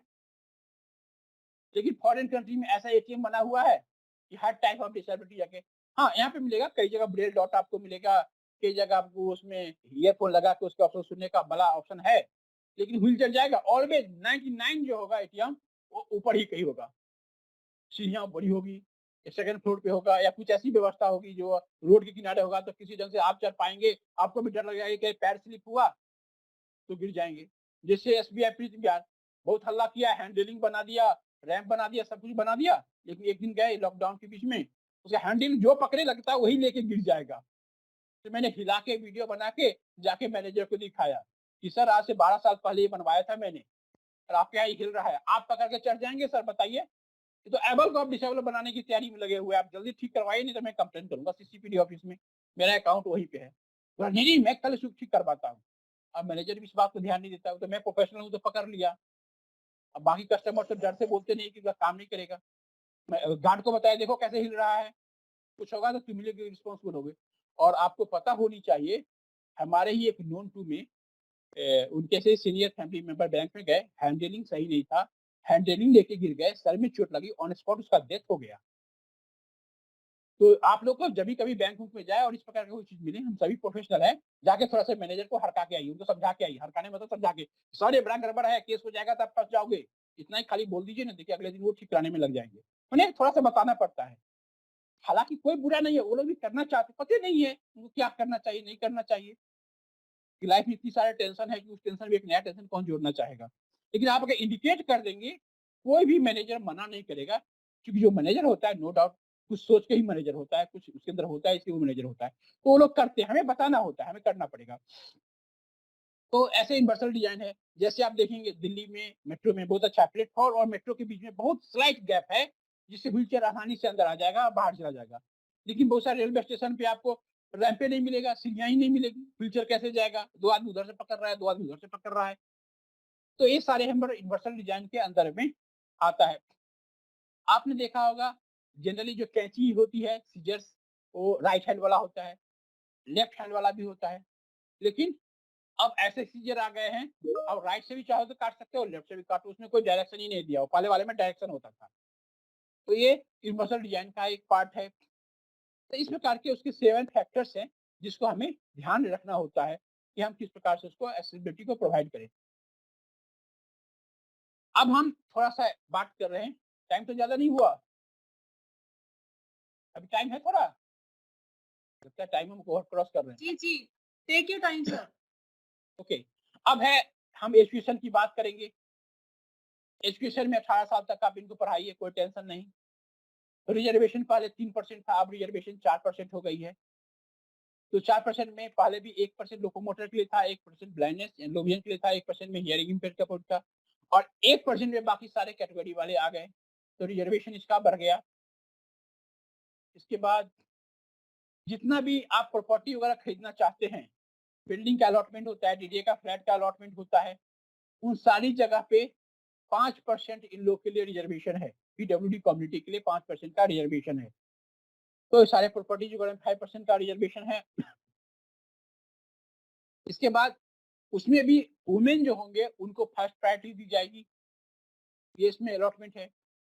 स्किल ट्रेनिंग के लिए इनके लिए जो भी सुविधाएं हैं वो सारे प्राप्त हैं, स्किल ट्रेनिंग प्रोवाइड की जाएगी पीडब्ल्यूडी कम्युनिटी के लिए और सरकार ने अलग से एक काउंसिल भी बनाई है, काफी ट्रेनिंग भी हुई, अभी थोड़ा सा ट्रेनिंग रुका हुआ है, हालांकि उसमें कई सारे चैलेंजेस बट एक डेडिकेटेड बॉडी बना, काम किया, कुछ आउटपुट आए, अभी उस पे वर्क चल रहा है, तो हो सकता है और बेहतर से बेहतर स्थिति में आए, तो स्किल ट्रेनिंग उसका एक पार्ट है। इसके बाद आने जाने में टू एंड फ्रो में रेलवेज, रोडवेज, एयरवेज हर जगह सुविधाएं प्राप्त है और कई जगह फास्टैग की जगह पर उनको फ्री फास्टैग भी कर दिया गया, यानी जो ये सारी सुविधाएं मिल रही है। डे टू डे रिप्रेजेंटेशन हमारे यहाँ आती रहती है कि सर हमें इस पे भी रिजर्वेशन चाहिए। और और लास्ट एक जो अभी लेटेस्ट और सबसे इम्पोर्टेंट पार्ट आप सभी के लिए है कि पहले डिसेबिलिटी सर्टिफिकेट हम लोग हॉस्पिटल का चक्कर लगाते थे, 2 दिन, 4 दिन, 5 दिन, 7 दिन दौड़ना पड़ता था, फिर थक गए, नहीं कराएँगे, माँ-बाप बोलते थे इसके हाथ खराब है, तो हमारे हाथ खराब है। अब ये सब नहीं है। आप लोगों को ऑनलाइन स्वावलंबन करके एक वेबसाइट है यूडीआईडी का, उस पे जाके फॉर्म फिल करना है और वो फिर आपके लोकेलिटी वाले जो अथॉरिटी होंगे, उनके पास ऑटोमेटिक चला जाता है मैसेज वहाँ से आपको विदिन 15 डेज एक मैसेज आएगा आपके मोबाइल पे, आपका अपॉइंटमेंट फिक्स होगा और उस अपॉइंटमेंट के बेस पे आपका कार्ड होगा। जिनका डिसेबिलिटी सर्टिफिकेट बना हुआ है, वो भी एक बार फिर से अप्लाई कर लें, क्योंकि ये बन जाने के बाद आपको रेलवे वगैरह या पेंशन वगैरह की जो चीज़ें हैं, उसमें काफ़ी सहूलियत मिलेगी। एक ही नंबर से सारा काम चलता रहेगा, नहीं तो बार-बार आप लोगों की परेशानियाँ बढ़ती जाती। तो यूडीआईडी कार्ड आज के समय में हर व्यक्ति बच्चों के लिए मस्ट हो गया है। जिसको भी थोड़ी-सी डिफ़िकल्टी लग रही हो, वो सबको स्वावलंबन वाला भरवा दीजिए, वहाँ पे उनका असेसमेंट होगा। डिसेबिलिटी है फिर भी, नहीं है फिर भी, वो एक एक्चुअल फिगर आपको निकल के आ जाएगा, जिसका असेसमेंट बिल्कुल उसी तरह होगा, लेकिन वो आपको एक ड्राइविंग लाइसेंस की तरह, एटीएम कार्ड की तरह एक कार्ड मिलेगा, बिल्कुल उसी शेप का होगा, उसी साइज़ का होगा, पर्स में रख के आप कहीं भी मूव कर सकते हैं और वो आपके लिए एक यूनिवर्सल कार्ड के रूप में होगा, जो सब जगह काम होगा। तो यूडीआईडी में फॉर्म भरना और अपडेट करना ये बहुत ही इम्पोर्टेंट फैक्टर सभी लोगों के लिए है, तो ये आपको पूरी तरह से ध्यान रखना है। तो ये हमारी आज की क्लास का बेसिक थी। मैं कोशिश किया कि सारे चीज़ को समराइज़ करने की, और कुछ छूट गया हो तो बाद में कभी पूछ लीजिएगा। अच्छा है कि वंदना मैम ने पकड़ लिया मुझे, तो इसी बहाने हमको भी बोलने का मौका मिला, आप लोग के साथ शेयरिंग करने का मौका मिला। मीनवाइल कोई भी क्वेश्चन हो तो आप लोग पूछ सकते हैं। हो सकता है कुछ छूट सर गया हो, मेरा मैं जो एक बस क्वेश्चन है। जी मैम। बाकी लोगों से रिक्वेस्ट है कि हैंड रेज करें और शुभा मैम जिसका नाम ले वो अपना क्वेश्चन पुट करे, अगर किसी का कोई क्वेश्चन या कंफ्यूजन है। हैंड रेज करिए, शुभा मैम जिसका नाम लेंगी वो पहले क्वेश्चन पूछेगा। और सबसे पहले मैं एक क्वेश्चन पूछना चाह रही थी सर, जी। कि जैसे आपने पूरा डिटेल में बताया कौन-कौन सी डिसेबिलिटीज हैं, क्या-क्या राइट्स हैं। तो जैसे फॉर एग्जांपल मान लीजिए हमारा reasonable accommodation is right and universal design is their right and disable friendly infrastructure is their right। पर ये राइट को हम क्लेम कैसे कर सकते हैं? जैसे मान लीजिए कोई डिसेबल पर्सन है और उसका ऑफिस में जाना उसके लिए प्रॉब्लम है, क्योंकि वहां पर उसके लिए एक्सेसिबिलिटी नहीं है, रैंप्स नहीं है या लिफ्ट्स नहीं है। तो क्या ये इस एक्ट में राइट होने की वजह से वो उसको क्लेम कर सकते हैं? क्योंकि ये सब समझ में तो आ गया कि हाँ ये सारे इनके राइट्स हैं, बट ये कैसे क्लेम किए जाएँगे और उसके लिए क्या करना होगा किसी को भी? मैम बहुत अच्छी बात है, आपके प्रश्न में जवाब दे रहा हूँ। कई बार क्या होता है कि हमें कुछ ही को सैक्रिफाइस करना पड़ता है एज़ ए पैरेंट और प्रोफेशनल। आपको वाइफ हुआ, आपको याद होगा मैम, मेरी वाइफ आपके यहाँ कुछ दिन काम की थी रंजू, फिर वहाँ से वो डिसकंटिन्यू की जिस कारण से भी। तो यहाँ पे एक स्कूल है लक्ष्मी नगर में, नाम मैं भूल रहा हूँ, कुछ नाम है अभी मैं मिस कर रहा हूँ। तो वहाँ पे फिर उसने as a special educator join किया और अच्छे से काम कर रही थी। तो हम लोग कैसे भी हो स्पेशल एजुकेटर तो अपने अंदर वो भावना रहती है। 10th का बोर्ड का एग्ज़ाम सीबीएसई का चल रहा था। फॉर्च्यूनेटली या अनफॉर्च्यूनेटली इसको शुरू में ड्यूटी मिली जिसमें 4 बच्चे ब्लाइंड थे। तो नेचुरली कि 3 घंटे का एग्ज़ाम हो तो ब्लाइंड को 1 घंटा एक्स्ट्रा मिलेगा। ये लड़ बैठी कि नहीं इसको टाइम मिलना चाहिए, और वहाँ के मैनेजमेंट को पता नहीं, वो देने को तैयार नहीं। ये बिल्कुल अड़ गई कि नहीं मैं तो कॉपी नहीं छीनने दूँगी। भाई प्रोफेशनल एथिक्स तो कहीं न कहीं जग जाता ही है। और बच्चा भी कह रहा है मैडम हमको हर एग्ज़ाम में मिलता है, आप क्यों नहीं दोगे? नहीं हमारा नियम नहीं है। अब इसको कुछ समझ में नहीं आया। संजोग क्या था कि उस रूम में घड़ी नहीं थी। तो ये अपना मोबाइल ले गई थी, इसको अलाउ कर दिया था, छोटे वाला जो भी रहे होंगे इनके साथ। तो हालाँकि मोबाइल अलाउ नहीं है, बट नहीं था तो टाइम देखने के लिए ले गई। इसने मुझे कॉल कर दिया कि देखिए ना ऐसे-ऐसे हो रहा है, मेरे बच्चे का बोर्ड का एग्ज़ाम है। मैंने रिसेप्शन पे फ़ोन कर दिया, मैं संजोग से मंत्रालय में ही था कि भाई ये प्रोविज़न है आपके यहाँ के लोगों को पता नहीं है, मुझे पता चली है, तो आप उसे 1 घंटा टाइम दीजिए। ये लड़ी, मैंने फ़ोन किया, फिर मैंने सीबीएसई को पूरा ड्राफ्ट लेके गाइडलाइन जो एग्ज़ामिनेशन का मिल गया, इस कॉपी में इसको किया। हालाँकि टाइम मिल गया, लेकिन बाद में प्रिंसिपल बुला के उसको काफ़ी डाँटी फटकारी जितना थी मेरी वाइफ़ को। इसको भी गुस्सा आ गया, बोला कि मैडम नई नौकरी करूँगा होगा, लेकिन मैं ये गलत नहीं होने दूँगी अपने, मुझे आप मत दो ड्यूटी वैसे क्लास में, जैसे भी दो, लेकिन मेरे सामने भी ये गलत मुझसे नहीं होगा। फाइनली इसको जॉब छोड़ना पड़ा।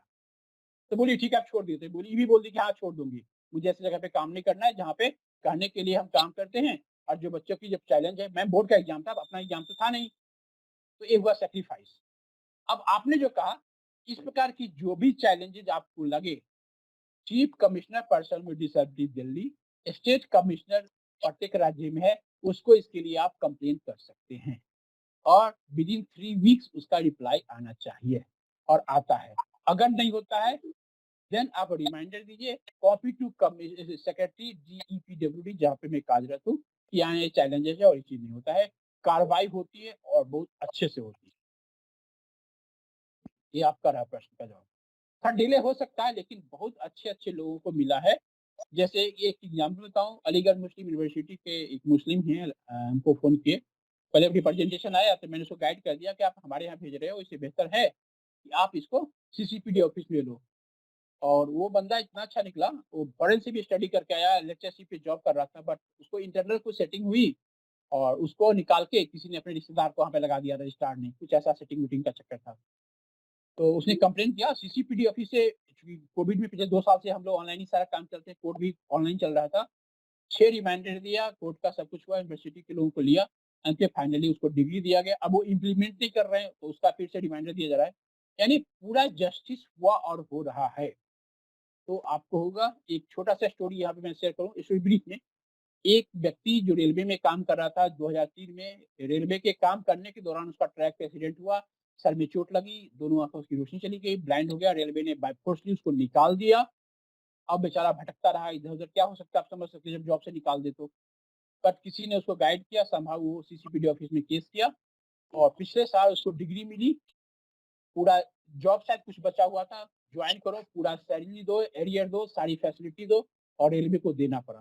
तो पूरा जस्टिस होता है, आपको ट्रस्ट करना पड़ेगा, किसी भी प्रकार का भेदभाव नहीं होता है और बहुत अच्छे से होता है। ये मैं एंश्योर कर सकता हूँ। कोई पार्शियलिटी किसी की नहीं, कोई फेवरिज्म नहीं है और बिल्कुल उसके बाद भी अगर आप सैटिस्फाइड नहीं है तो आप री-अपील कर सकते हैं। और उसका पावर हाई कोर्ट के इक्विवेलेंट है। वो उनका अपना कोर्ट अपने ही अंदर लगता है, तो उसमें बाहर से वकील वगैरह हायर करने की भी जरूरत नहीं है। आप अपना पक्ष खुद भी रख सकते हैं। That's a very good information for all parents and जितने rehabilitation professionals हैं, हम सबको इस बात की जानकारी होनी चाहिए कि ये RPWD एक्ट क्या है, इसमें कौन-कौन से राइट्स मिले हुए हैं और जहाँ कहीं इस राइट की जरूरत पड़ती है, तो हम किसको अप्रोच कर सकते हैं। और जैसा कि राजेश जी बता रहे हैं, उस पे अपना उनका कोर्ट लगता है या सुनवाई होती है, बट हम सबको गाइड करना चाहिए, जितने लोग बेनिफिशरीज हैं इसके लिए उनको गाइड करना पड़ेगा, जहाँ पर किसी का काम अटकता है या जहाँ पर कोई चैलेंज आता है उनके सामने, कि किसको अप्रोच करें और कैसे अपने राइट को क्लेम करें। शुभा जी, आप दूसरे लोगों का क्वेश्चंस ले सकते हैं, अगर कोई हैंड रेज कर रहा है या चैट बॉक्स में किसी ने अपना कोई क्वेरी डाली है तो। यस मैम, अतिया जी आप अपना क्वेश्चन पूछ सकती हैं। मैम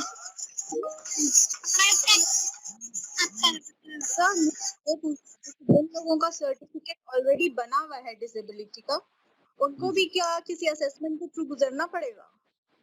मैम, अब अगर आप प्रोफेशनल हैं तब ये पेरेंट्स है सिंपल।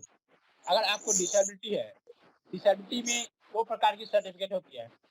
एक होता है टेम्पोररी, एक होता है परमानेंट। आपके सर्टिफिकेट पर लिखा होगा for 2 year, for 3 year, for 5 year. आपको अरे माइक म्यूट करो जिसका खुला हुआ है। जिसका 2 ईयर, 3 ईयर या 5 ईयर का है, उसको तो रीअसेसमेंट करना पड़ेगा क्योंकि वो बचपन में बना था और जैसे हम ग्रो करते हैं डिसेबिलिटी या तो बढ़ती है या कम होती है। जैसे लो विजन वाला है, कभी उसका विजन बढ़ भी सकता है और कम भी हो सकता है।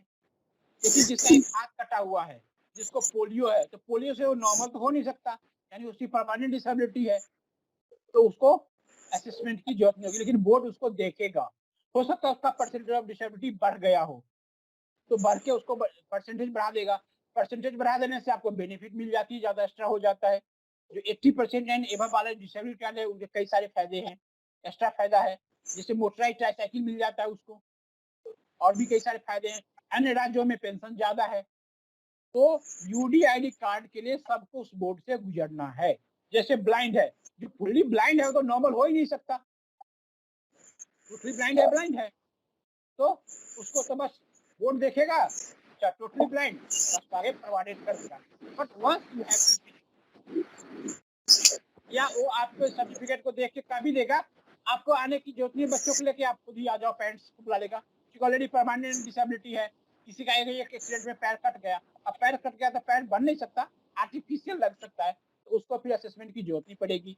लेकिन पैर कटने के बाद और उसको लगता है दिक्कत बढ़ गई है, तो असेसमेंट करा लो तो तुम्हारा परसेंटेज बढ़ सकता है।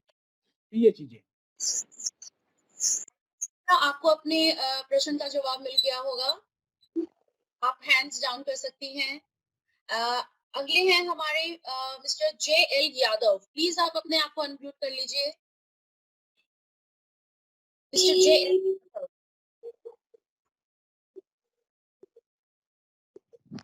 Yes, ma'am. Thank you so much. Thank you so much. Yes, मैं राघव का पापा बोल रहा हूँ। I'm Raghav father. पहली बात तो मैं MBCN के बंदरा मैडम, चमुली मैडम और सारे मैनेजमेंट को बहुत बहुत बधाई इस कार्यक्रम को अरेंज करने के लिए, इस वेबिनार को। और मैं राजेश सर का बहुत ही शुक्रिया गुजार हूँ कि इतनी अच्छी जानकारी हम लोगों के साथ शेयर की। बहुत ही अच्छा उम्दा जानकारी थी जो कि हम लोग इससे अभी जानकारी नहीं थी हम लोगों को। So thank you so much for this. और एक्चुअली मेरे क्वेश्चन का आंसर अभी मैडम ने जो पूछा था उससे मेरे को मिल गया, लेकिन मेरा थोड़ा सा उसमें ऐड करना चाहूंगा मैं। जिससे मेरा बच्चा है उसकी ऑलरेडी असेसमेंट हुई है राइट इन द बिगिनिंग, शुरुआत में। तो उसमें डिसेबिलिटी का जो परसेंटेज है it is more than 80%। Okay. तो अभी हमें दोबारा इसकी कराने की जरूरत है क्या? कराने के लिए नहीं है, आप स्वावलंबन पे अपना ऑनलाइन फॉर्म भर दीजिए। अच्छा, अगर उनको जरूरत लगेगी, मैसेज तो आएगा ही, आपको कॉल तो आएगा ही आएगा, तो ये भी कर सकते हैं कि बच्चे को मत लाइए, आप खुद आ जाइए, कुछ बेसिक इन्फॉर्मेशन आपसे लेंगे, फिर आपके फॉर्म को आगे फॉरवर्डेड कर देंगे जहाँ से कार्ड प्रिंट होके फिर आपके पास आएगी। जी। एक चीज और मैंने राजेश सर किया था, लाइक रेलवे की बेनिफिट के लिए पहले तो जैसे काउंटर पे जा के बेनिफिट वो लेना पड़ता था। उसके बाद हमने जैसे वहाँ पे न्यू दिल्ली रेलवे स्टेशन पे वहाँ पे कुछ काउंटर है, वहाँ पे उन्होंने कुछ कार्ड बना दिया था एक। वो कार्ड जो है it was applicable for I think 2 years उसकी वैलिडिटी थी। उसके बाद फिर यस टाइम के मैनेजमेंट की वजह से वहाँ जाना इतना संभव नहीं है, तो उसके बाद फिर आगे मैंने बनवाया नहीं। देखिए उसके लिए मैं क्या प्लान सोच रहा हूँ, पर्सनली नॉट ऑफिशियली, और कि सारे चैलेंज एक बार मैं अपने जो हमारे हेड हैं जॉइंट सेक्रेटरी उनसे बात करूं। हालांकि ये हमारा एक एसोसिएशन है, उसके थ्रू ये मुद्दा 2015 से चल रहा है कि जैसे हमारा यूडीआईडी कार्ड बन गया, सेम डाटा आप रेलवे को भेज दीजिए, सेम डाटा आप सोशल वेलफेयर को भेज दीजिए, आपके पास अपना डेटा है, रेलवे वाला ऑलरेडी उसको कंसीडर कर लेगा। जब यूडीआईडी कार्ड डालेगा, अच्छा डिसेबिलिटी इतना परसेंट, ये फैसिलिटी, सोशल वेलफेयर वाले को फॉर्म भरने की जरूरत नहीं, उसको वहीं से वहाँ पेंशन इशू कर दो, क्योंकि उस डाटा में तो सारा इन्फॉर्मेशन है ही है, नाम पता एड्रेस फोटो सब कुछ तो है ही है, तो वहां से इन्फॉर्मेशन उसको मिल जाएगी, वो अपने अकाउंट से उसको रिलेट कर लेगा, तो उससे भागम दौड़ बच जाएगी, ह्यूमन रिसोर्सेज का जो यूटिलाइजेशन है वो कम हो जाएगा और बेहतर हो जाएगा। सब आजकल डिजिटल मीडिया डिजिटल बोर्ड में हम लोग काम कर ही रहे हैं, इसको मैं कोशिश कर रहा हूँ कि मैं थोड़ा सा इसको करूँ। तो ये जो चक्कर आप बता रहे हैं ना, देखिए जब तक ये नहीं होता है तब तक तो थोड़ा करना ही पड़ेगा, आप जानते हैं अपने यहाँ के सिस्टम को, इतनी बड़ी कंट्री है, इतनी बड़ी कंट्री है ना कि कुछ भी करते हैं तो बहुत कम पड़ जाता है, बट इसलिए काफी बदलाव आए हैं, काफी चेंजेस आ रहे हैं, और डे टू डे हमारी मंत्रालय बहुत काम कर रही है। अभी इन्होंने 14 अर्ली इंटरवेंशन सेंटर खोले हैं, जो आप कभी मौका मिलेगा आप कभी विजिट करेंगे, ये वर्ल्ड क्लास का है। और अगर आप दिल्ली में हैं, एनसीआर में हैं, तो आईपीएच में जाके एक बार आप लोग जरूर विजिट करें, आपको इतना कलरफुल वंडरफुल एस्थेटिक सेंस के साथ सारा सेंसरी इंटीग्रेशन को ध्यान में रख के बनाया गया है कि माने यू लव टू सी, मतलब हर को बदलना में आप भी एक बार जाके देखिए सारे स्टाफ के साथ, बहुत ही बेहतरीन जो लेटेस्ट हो सकता है उस लेवल पे उसको बनाया गया है, और उसी अकॉर्डिंगली असेसमेंट प्रक्रिया पूरा डेडिकेटेड टीम है, सारे प्रोफेशनल्स के साथ जुड़े हुए हैं। ये नहीं कि थोड़ा देर के लिए ओटी उधर चला गया आईपीएच में, थोड़ा देर नहीं, उनके लिए डेडिकेटेड पूरा टीम है, वन टेबल और भी वन फ्लोर पे, ये नहीं कि आधा ऊपर आधा नीचे, सारी facility early intervention pre schooling का 0 to 6 ईयर के लिए अवेलेबल है। सर ये तो डिपार्टमेंट का नाम क्या है? Ma'am IPH institute of physical handicap IPO के पास। डिपार्टमेंट कौन सा है ये? बस अर्ली इंटर भूलिएगा, अभी तो बिल्कुल प्राइम लोकेशन पर जाते आपको लेफ्ट साइड में दिखाई देगा, जैसे आप इन करेंगे लेफ्ट में बहुत लंबा चौड़ा कलरफुल बोर्ड वगैरह सब कुछ आपको दिखेगा। ईआईसी फेमस है, ईआईसी तो बहुत ही अच्छा है। हाँ आईटीओ पंडित दीनदयाल उपाध्याय नाम सुना होगा, वो आंख वाला हॉस्पिटल नहीं है बगल में, आंख का जो होता है, बस उसके एडजॉइनिंग बिल्डिंग है। ग्रेट। तो अभी अगर आप लोगों को कभी किसी बच्चे में जैसे कैरियोथेरेपी वगैरह का दिक्कत होती है, आप वहाँ पे जाके भी कांटेक्ट कर सकते हैं। 0 to 6 ईयर की सारी फैसिलिटी बहुत ही बेहतरीन है। इसी प्रकार से 7 इंस्टीट्यूट और 7 सीआरसी में बनी है। अगला फेज में 30 जो रिमेनिंग सीआरसी है उसमें बनेगी, और होपफुल ये हर डिस्ट्रिक्ट में फ्यूचर में बन जाएगा। तो ये बहुत बड़ा माइलस्टोन है, हम लोग काफी पीछा किए थे, 2015 से कर रहे थे, अपना एसोसिएशन के थ्रू। तो हम लोग तो ब्लॉक लेवल पे कर रहे हैं, देखिए ब्लॉक लेवल पे होना चाहिए, लेकिन हल्ला करने से बहुत ज्यादा तो नहीं, थोड़ा मिलता है फिर थोड़ा से ज्यादा सर होता है। यूपी में गौतम बुद्ध नगर का जो सिविल हॉस्पिटल है उसमें भी चिल्ड्रन हॉस्पिटल में अर्ली इंटरवेंशन सेंटर लॉन्च किया गया है। वो भी जैसा आप बता रहे हैं पूरा इसी तरह से उन्होंने इनवाइट किया था एज एन एक्सपर्ट उसको देखने का, असेस करने का। तो वहां पर भी पूरी मल्टी रिहेबिलिटेशन प्रोफेशनल्स की टीम है और डिपार्टमेंट्स हैं, तो वो भी काफी अच्छे स्तर पर काम कर रहे हैं।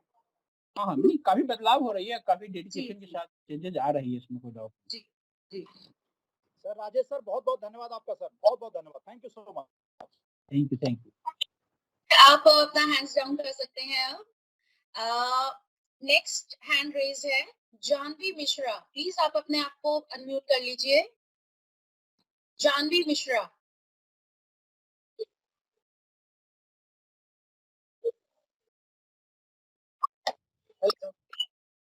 राजेश सर आप सुन पा रहे हैं क्या? हाँ मैं सुन रहा हूँ। जी जी जी, ये जो जानवी मिश्रा वाला क्वेश्चन था, मैं ये पूछना चाह रहा हूँ सर, जो पर्सन विद डाउन सिंड्रोम होते हैं ये हाँ, किस हाँ। डिसेबिलिटी किस डिसेबिलिटी इंटेलेक्चुअल डिसेबिलिटी में आएंगे। इंटेलेक्चुअल में आएंगे? ओके ओके, हाँ। Thank you sir, thank you.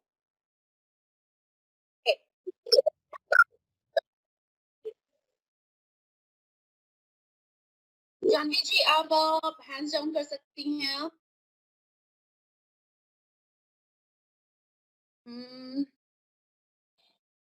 Okay अब चैट बॉक्स में जो क्वेश्चंस हैं मैं उनको लेना चाहूंगी। अंशुरा जी पूछ रहे हैं sir is there any online mode to renew my son's disability certificate, he is deaf and certificate state its renew date for 5 years गैप। नेचुरली यूडीआईडी के लिए उनको अप्लाई तो करना ही पड़ेगा। जब वो यूडीआईडी के लिए अप्लाई करेंगे उसमें असेसमेंट हो जाएगी।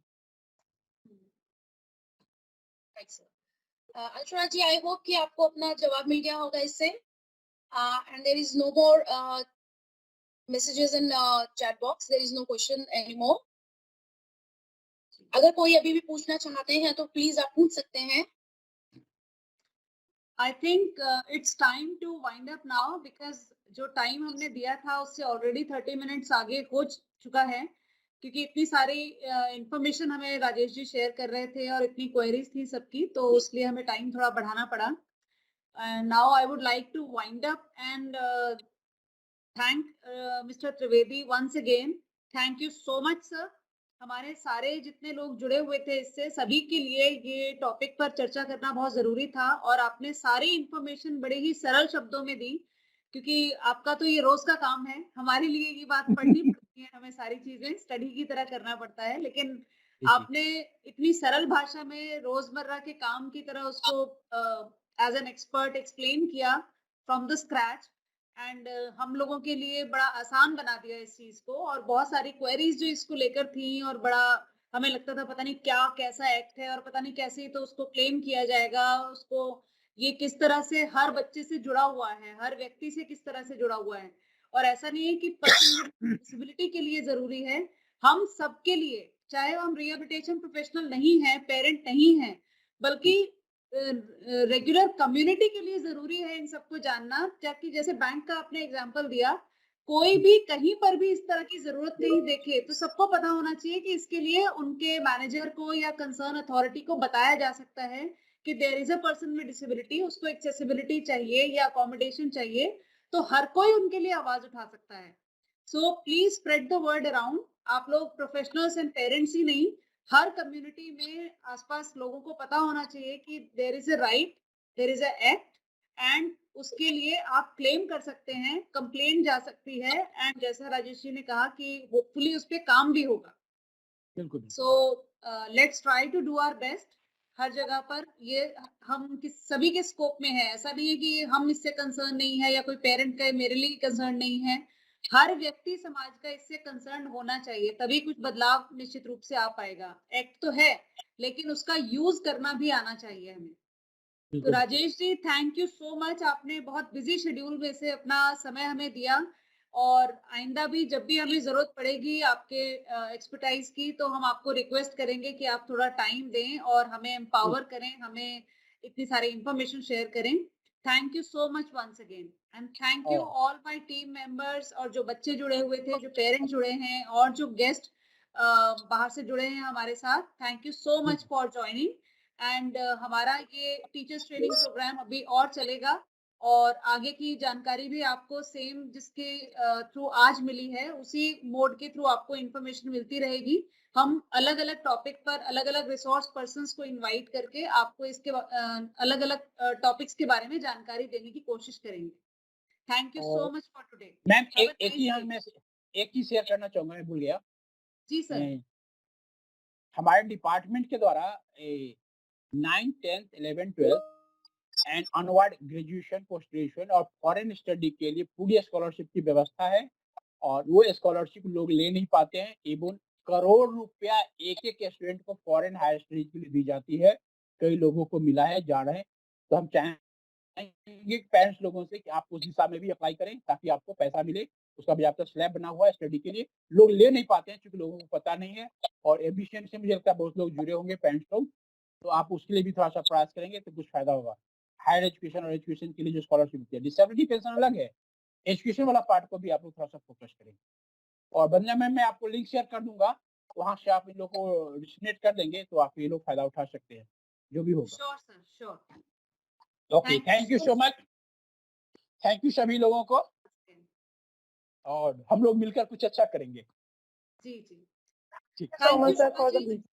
Thank you Shubha ji for coordinating and we are looking forward for our next meeting webinar.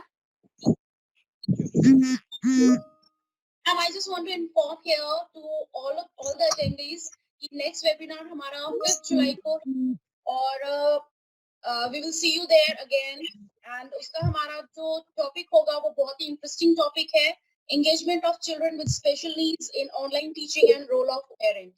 So आप सबको उससे बहुत ही फायदा मिलने वाला है. आप सब लोग प्लीज जरूर ज्वाइन कीजिएगा एंड आज के लिए आज हम यही वेबिनार को समाप्त करते हैं. Thank you. Thank you. Thank you, ma'am. Thank you, ma'am. Thank you, ma'am. Thank you. Thank you, ma'am. Thank you so much. Thank you.